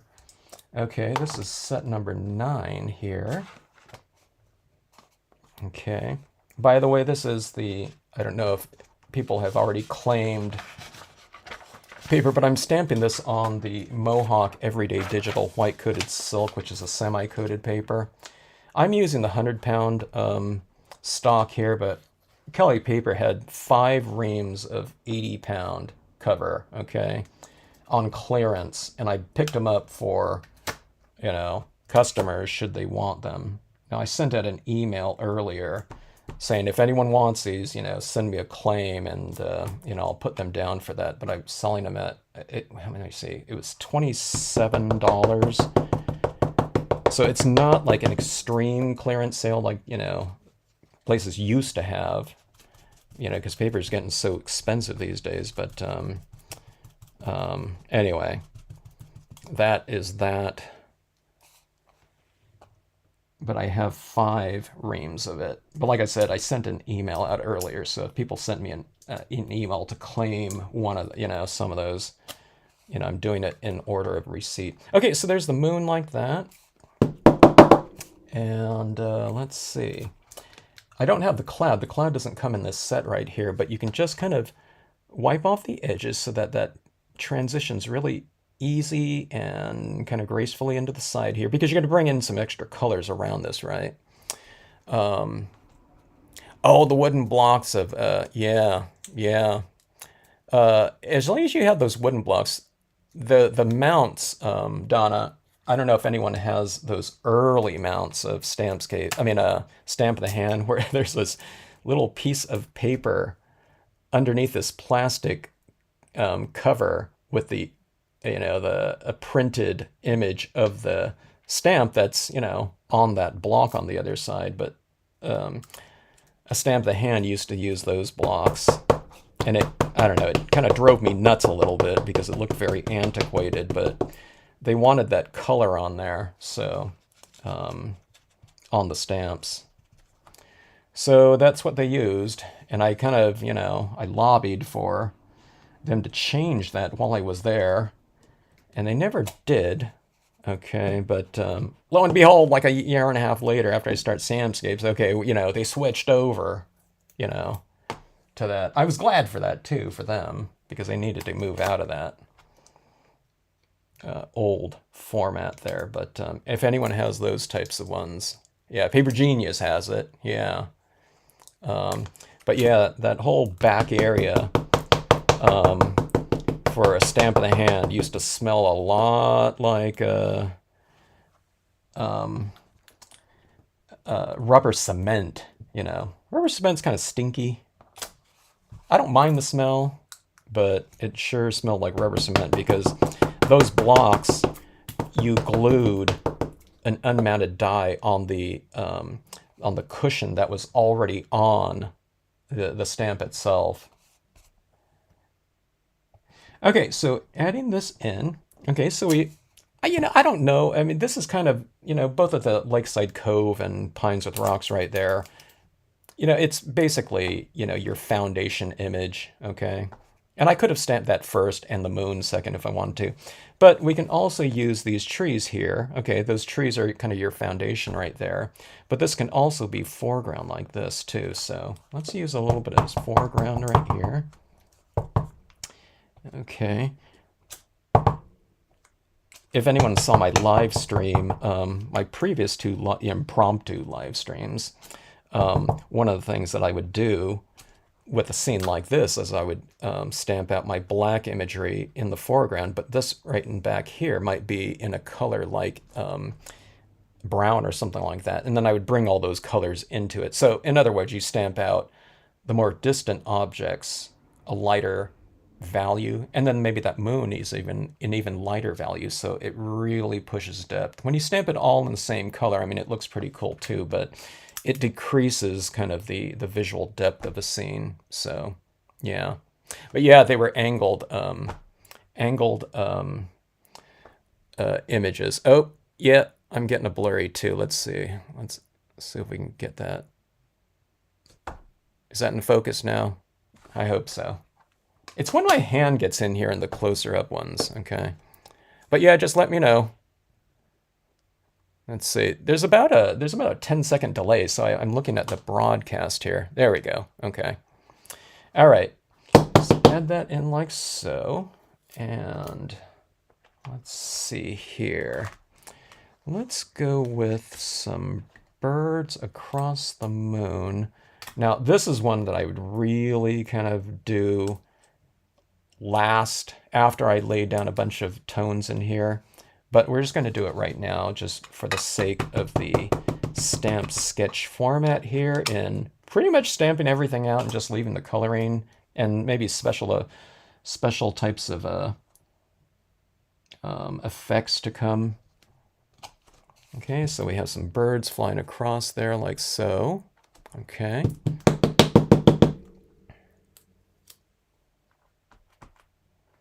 And let's get in the...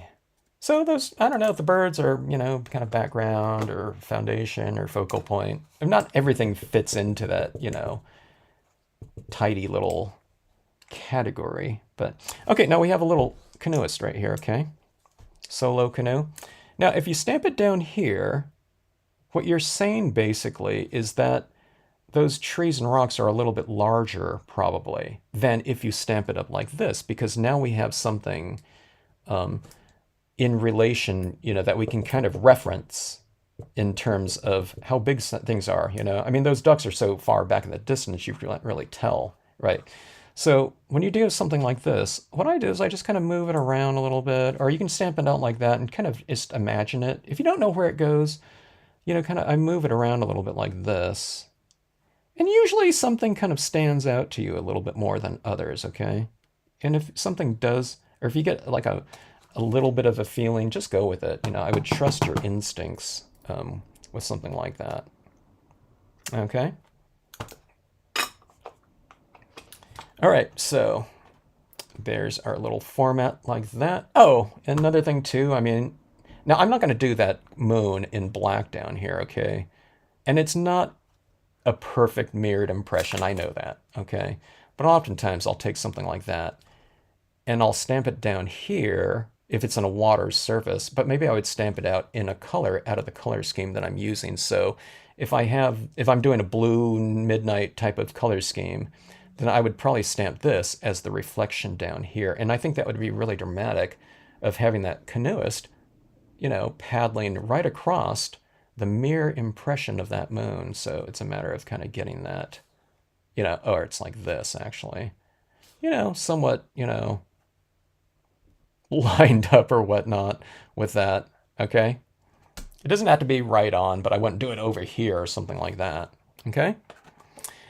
All right, yeah, the acetate is a really great way to go with lining things up. Now, if you're a really, you know, good practitioner of these types of stamps, the acetate is a really great idea.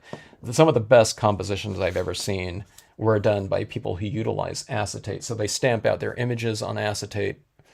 Laura, do you stamp it out in like a StazOn or something like that? And then they just keep that stamp, you know, with, or that acetate with the stamp. So they can kind of line things up and see how they're going to look. If you're Jolene Meyer and Pam Klein in the gallery section of the Stampscapes website, look at those ones. There's a ton of different images going on in those compositions, and they were both users of the Stampscapes, I mean, acetate techniques there. So, hello, Nancy Stamps. Check out Nancy Stamps. You know, in terms of the The stamp wars. I tell people that all the time. You know that stamp wars is really something. Hello, Bobby. Hello. Did I miss anyone? If I missed someone, hello. Uh, yeah, Virginia uses the moon for Halloween cards. I love doing Halloween types of imagery. I'm not sure if everyone, you know, some people really like that Halloween stuff that I do, and a lot of people do not. It's polarizing. But I really like doing those ones, you know. So it's fun when I see some other people, you know. It doesn't have to look, you know, super spooky or, you know, bloody or anything like that, but it just that type of imagery is really fun. I probably got into it a little bit more when my son was like nuts over Halloween types of things. He was like all into Halloween when he was like 3 years old, you know, because our neighbors, you know, before he knew to be scared about anything, you know, used to have this gigantic setup in their front yard with, you know, a haunted house type of a thing. So he'd go over there when he was like, you know, just walking like year and a half, 2 years, and he would go over there all the time. And he loved looking all that, you know, skeletons and stuff like that. So when Spirit Halloween came around, that store back then, man, that was his thing. He loved going in and checking that stuff out. All right, so let's do something with, this is nature set number 10 here, okay? And let's do it on kind of more of the slimline type of format right here. Let's see. So we're going to stamp our road first, okay? See, I just use a scrap piece of acetate and dyeing. Oh, you wipe it off afterwards. Got it. Huh. That's interesting. Okay. That is dedication for you. But, I don't know, you don't have to go through a lot of acetate either. Yeah, Pam Klein and Jolene, I think they stamped out permanently onto their acetates. But, yeah.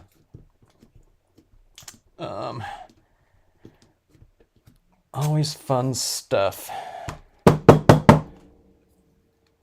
Okay, so we have our foundation there with the curvilinear road. Did I have that curvilinear road and wood mount? Yeah, I had that wood before too. Okay.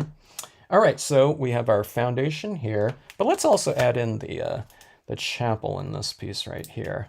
I always like doing the chapel these days. Ever since I started doing those kind of light beam types of things, I like to add in the light beams with the chapel. I don't know, it just seems appropriate, you know, have these, you know, rays of light kind of coming into the scene like that.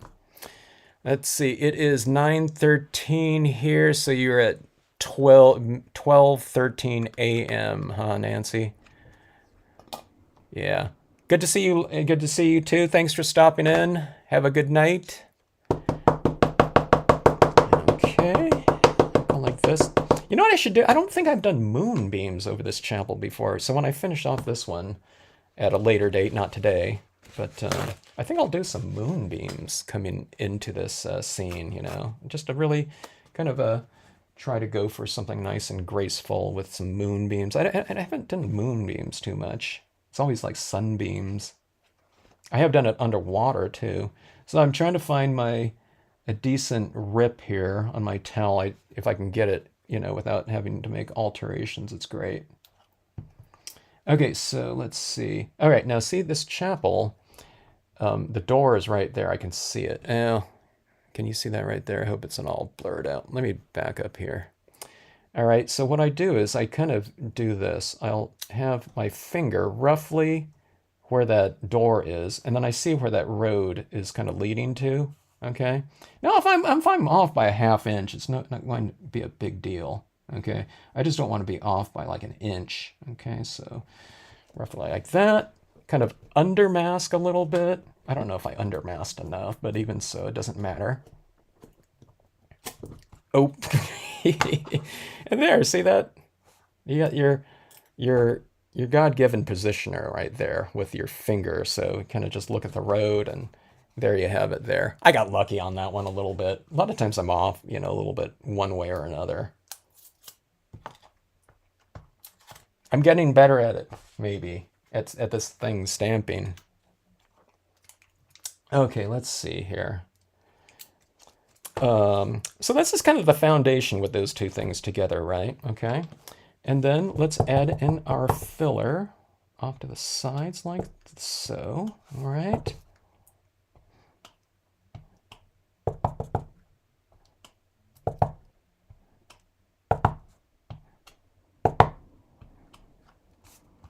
Okay.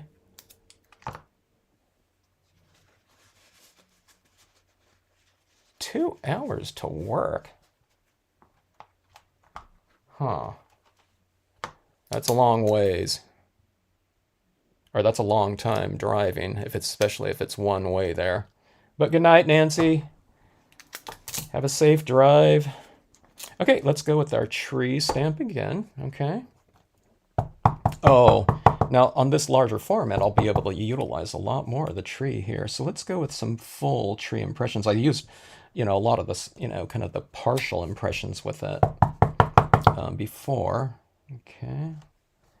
You can have it in the foreground, or if you put it right here, it's behind that little hill. So go like this. Let's go like this. Okay.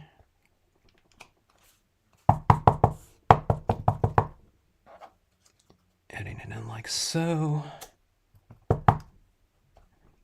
Smaller bits like that. Okay. Let's see.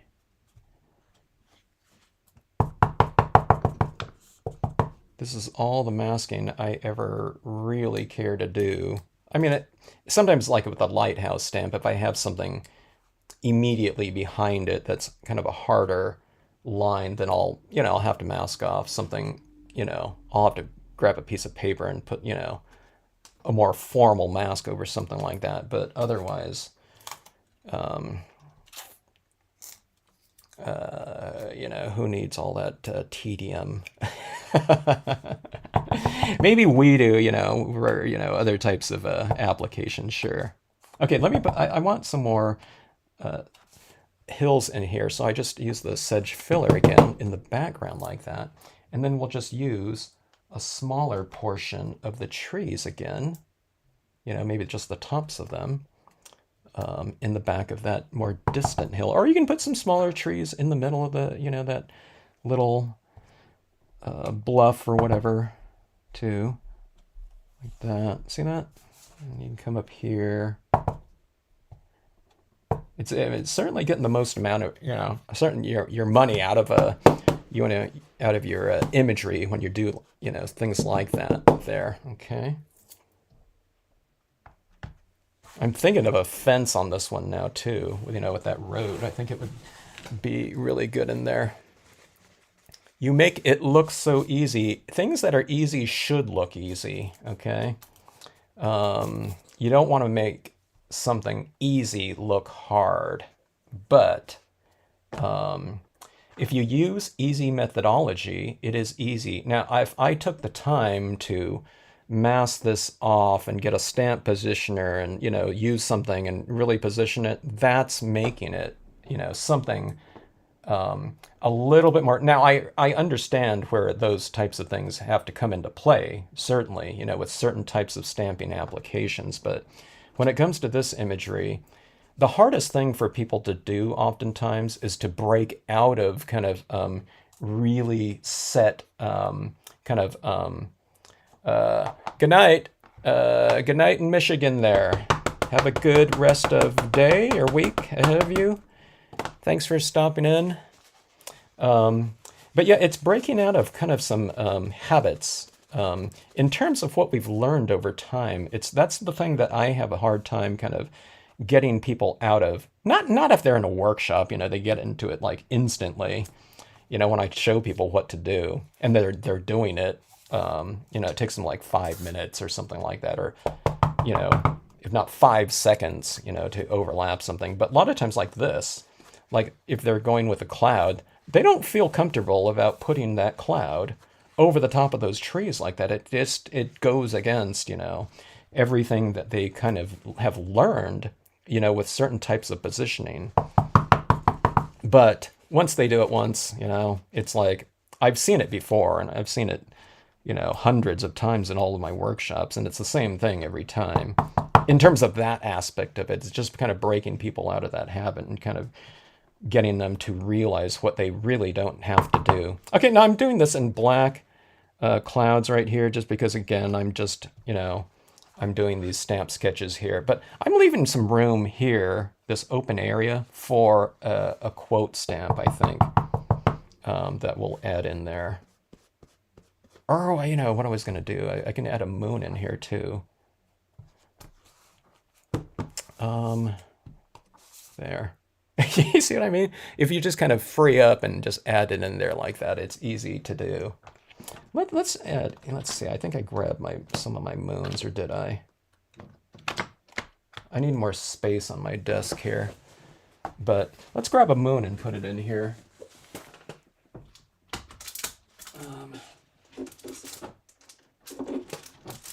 Okay, let's see here. And I want to do some moon beams, I think, later on. So let's go for this one, Glowing Orb. I have to remember the names of these stamps right here. One's Glowing Orb, one's Eerie Moon, one's Soft Light.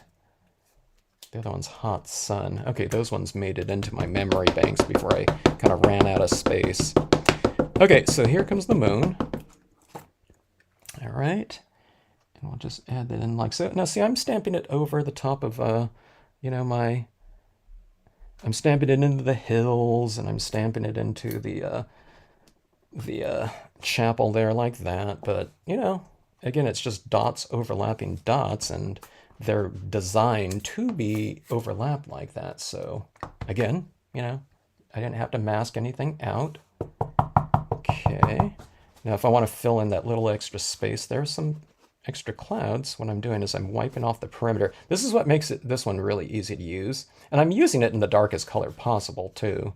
But if you just kind of wipe off the edge like this, then if this is kind of the big challenge about kind of blending in this kind of rectangular format into the scene, then just don't stamp it out with the rectangular format there to begin with. So I'm just going to go like this. I've wiped off the perimeter really well. I'm just going in there like that, and I'm filling in that extra space like that. See that right there? And then we have our moon, and then I'm going to do some moonbeams coming across this way in this scene. Kind of when I finish it off. That's the theory, We'll see what I end up doing, but I'll probably do that. And I think this would be a perfect one for the fences. I've used these fences with this curvilinear road before, and I really like that look. All right, so adding this in. I'm not going to use the full, wow, this ink, I've really gone through a lot of my ink, I think. I just re-inked this before this, this broadcast here. It's not as hot here today, but it's still a little bit dry, so let's see, let's go. I can add a kind of a smaller one, but I'm just going to add this right out here. Just make it really easy like so. It's just a little bit of a hint of it. Okay, and opposite side. It's just like the trees. I'm just using a small portion of this. Ink up more than what you think you're going to need if you're going to use a small portion for something. All right, Sarah, thanks for stopping in. I started this really late here, I know. But glad to see you. Thanks so much. Okay, so there's a little bit of a hint of that like that, right? In black, I don't know, there's kind of an ominous tone to this, but it just depends on how you finish this off. We can still adjust the kind of emotional spirit of this piece with however way we want to, with whatever colors and light that we add to the scene. But that is that. Okay. So I think we will conclude here. If anyone's still on, it's getting late everywhere, or I don't know, maybe it's getting earlier for some of you around the world. But let's take a look here and we'll see some different stamp sketches here. And like I said, I think this is a really good idea for people to do sometimes. Wait, what are those white sheets you have on your stamps? Oh, these right here. Okay, these are the sets. These are the cling foam sets. All right, and the manufacturer that makes these for me has these plastic storage sheets. Okay, and it's Rubber Stamping Depot. Okay, he has those on his website. I looked on it. I don't know. I don't know. I wasn't sure if his website was up and running or something like that because I tried to refer someone to it not too long ago, and he said they were redoing it or something. But they're plastic storage sheets. Now most of them are 8.5 by 11 with that go into a 3-ring binder. Okay, and those ones are really fantastic. So it's perfect for your cling foam types of storage like that. Now, for me, if I was going to a show, I would put this into a plastic insert, 3-ring binder insert, and I just have these, where I flip it around like that. But that's, yeah, the plastic storage sheet like this. This is 6 by 9 because my sets are, for the most part in 6 by 9.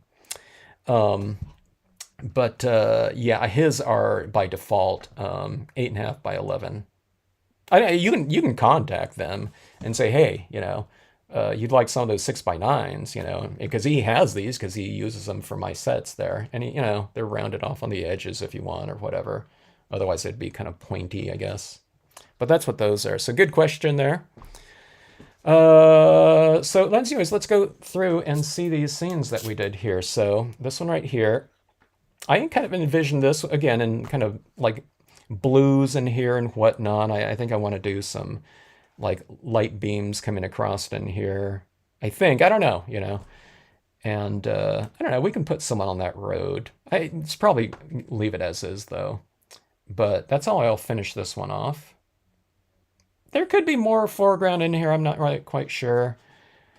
Slim line, not so slim, but this is a 4.25 by 10 because I cut off the edge right here so I can mat this on something. Okay, quarter size page, just a straightforward scene using set number 9. And again, I think this would look good if I stamp this out in color down here again, so that canoeist is like going across that moon. I think that's always really dramatic, and you can kind of tone in around that moon down there, so it's like going through kind of a spotlit area for extra drama there. Oh, the DVD cases. Can you still get DVD cases though, Virginia? Someone was looking for those not too long ago, and they couldn't find them. You used to be able to get those blank CD cases everywhere. We used to get them at this store called Fry's. Fry's is long gone. Bookmark right here. Using your the large stamps and whatnot, but a lot of the cloud around here, blotting off a lot of the cloud on the perimeter there. So it just kind of, there's a lot of harmony going into that blank area there. Instead of having a dark kind of edge like that. That's what I teach people in that first class when doing that. But, I just taught you here. So waterfalls right here. But remember to put a little bit of texture down into your water area down there. eBay, of course, everything is on eBay. I don't think we looked on Amazon either, but Amazon and eBay, huh? But yeah, a little bit of texture down there in the water. So remember, and then you're going to bring extra tone in here. This, again, these stamp sketches aren't done or complete or whatnot, But different formats. Remember that large stamps can fit onto very narrow areas right here. This is a 2.5-inch wide bookmark format right here, but it's still, I'm still using the Lakeside Cove here. And again, the Lakeside Cove was altered from, a lakeside type of kind of, scene just by wiping off the reflections in the water and just utilizing, some grass texture down there. So any type of water image can be used as a land image. You just don't do the reflections, okay? So again, it's just using partials for what you want there. Yeah, use your clouds at different angles depending on where your light source is coming from. So you see what they were talking about like that? So see, my light source is right here. So you see how the top of my clouds are light, but this time it's light to the side of the cloud. So I just turn it this way. So these ones are mostly going this way, these impressions like that. Now see up here, the light is below them. So the cloud is turned this way. And then the cloud over here, the light is coming from the right, so that cloud is like that, okay? So yeah, it's always, you're flipping it around depending on where you want it to go, and sometimes the cloud is defining the light like that when you utilize it like that. So you're saying, yeah, there's illumination coming from that space in there by wiping off that area of the cloud. And again, this is an easy technique to do. You just ink it up and you go like this, okay? So when they're talking about, I make it look easy, you use the techniques that make the process really easy for you. So sometimes it's just a matter of taking a paper towel and wiping something off like that. So yeah, that really kind of helps things like that. And the cloud too kind of provides a textural change from everything that's kind of harsh and sharp and solid. You have something nice and light and airy up there for that textural balance. Okay, so narrow kind of applications of very wide stamps there. That's the same composition, just using the different, things in there. Right? Bookmarks. I need to do more bookmarks. These two like this. These are really fun. I mean, I see people doing bookmarks all the time. Sometimes they're stamping on scrap pieces of paper too, that are really kind of bizarre, but they come up with like really awesome compositions. I need to do some, if there's a way to cut out like some rounds and ovals too. And people use like crickets and stuff for that, don't they? Or I don't, maybe not scanning cuts, but the crickets. I think they can do that, but I don't know. I need to see if I can get some rounded formats. Okay, so bookmark again, perfect for a quote stamp. I don't want to grab and go and take time out to look at my quote stamps in here, but I want to stamp a quote stamp in here. But it might be good to kind of cap off the top with a little bit of a cloud or something like that in here. Fences and the mossy trunks in there. A little forested type of situation back here, but the really strong kind of visual lead-ins like that, right? Using a little bit more of the fences than I used on this piece right here, but even this little hint of the fence like that kind of leads the viewer into the scene like that. All right, and this piece right, this is just more of kind of a demonstration. It's kind of an extreme version of the clouds there, right? Paper Genius there. So this one's really using it at different angles, so it's really kind of doing a twirl type of thing. In between each impression, though, just remember to, if you stamp it out like that, to re-ink it before you stamp it out again like that, so that each impression is, clear. And sometimes, I'll do a second impression where it's really close to the light like that, but I don't know, yeah. These are really fun to do, too. You can just kind of finish these off really easy and fun. If you add in any kind of foreground in here like that, go with something nice and bold, like, the spruce tree or something like that.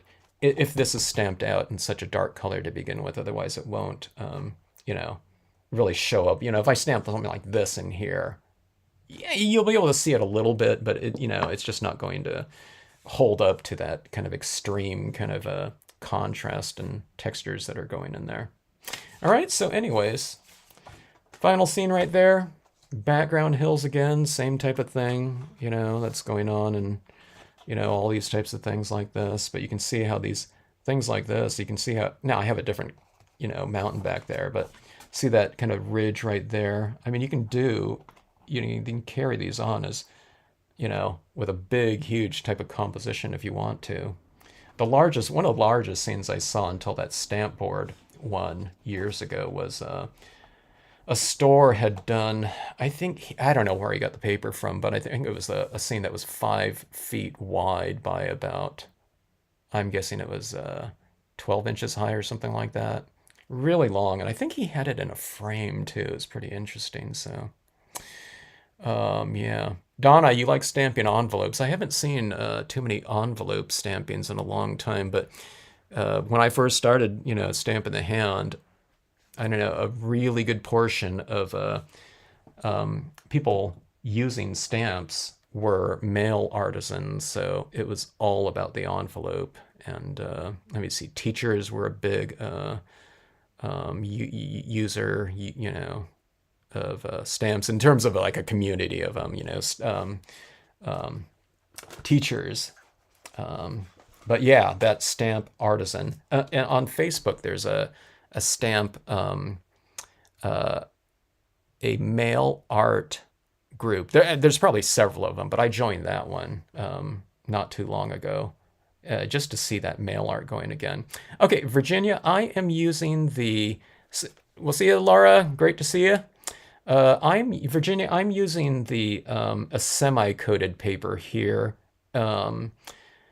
It's called Mohawk Everyday Digital White Coated Silk, and this one's a 100-pound cover. And I'm just using that one on these sketches right here because it opens up a little bit of the possibilities here.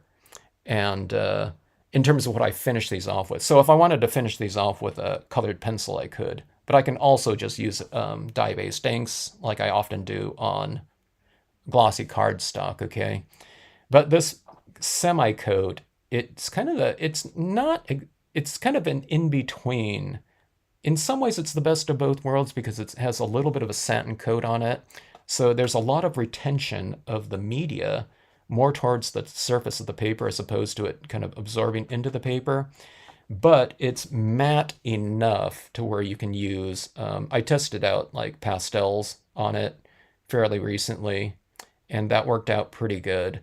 But I can also use something like colored pencils on it, and those work. And you can layer with colored pencils to an extent. It's not the ideal surface for colored pencils where you'd have something a little bit more with some tooth. But again, having this coated surface like this really gives you some beautiful, nice, full impressions. But it's matte enough to where you can use those other types of soft media on it, and it'll apply to an extent. I can't build up like 10 layers of colored pencils or something like that on it because it would start kind of rubbing off. The thicker you build that up, but it's enough. And again, you can get some really deep tones in there with your layered dye-based inks. So it's really good about that. I don't sell it on the site, but it's funny. I don't know it. You're asking that. I don't sell it on the site, but I do have a link to it in the materials section in the off-site accessories link, okay? I don't know if people have already responded me too, but I have a mailing list where I just happened to send out a note to people that I got 5 reams of it on Kelly paper. I mean, when I went into the store, they had it on their clearance. I bought those reams for $27 each, and I'm selling them for $27 each. They're 250 sheets, but it is going to require, if you're domestic, it does require not a medium flat rate box, but it's the regional rate A, and it just depends on where you're located, as far as how much it costs. But in my email that I sent out earlier, I said, hey, just first come, first serve. So if 5 people have claimed those reams, they're gone, okay?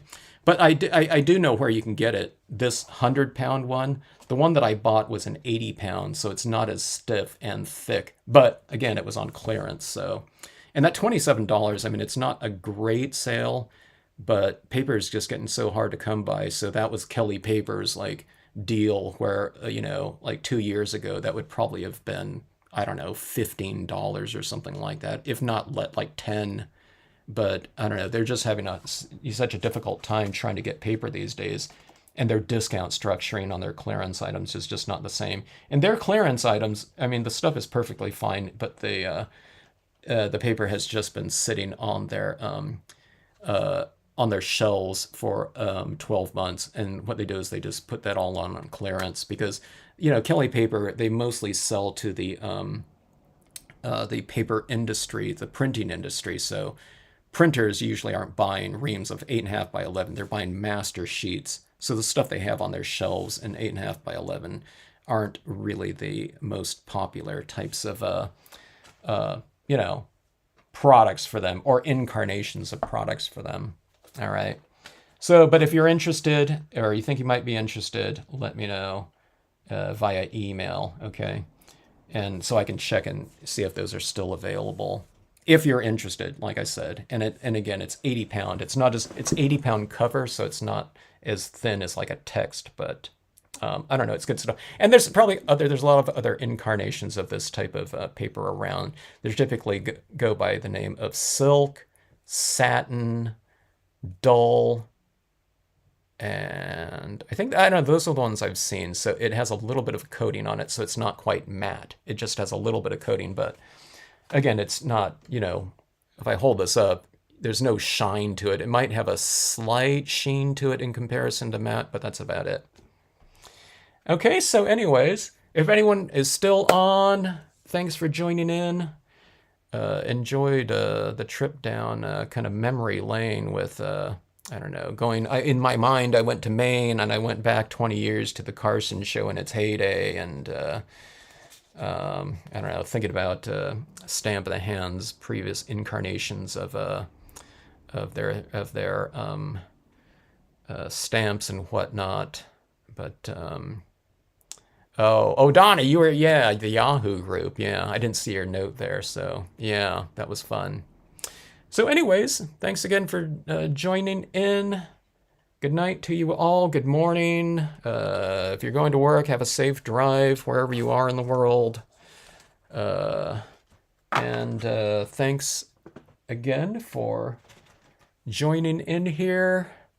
We'll see you on the next or on a future broadcast, or maybe even like live in like a Zoom meeting type of a situation. It'd be good to see you all maybe in a kind of a stamping Stampscape stamp bash where we can all stamp. All right. Okay. Barrett, have a safe drive to work or safe journey, and have a good day. All right. Good night to everyone. Signing off.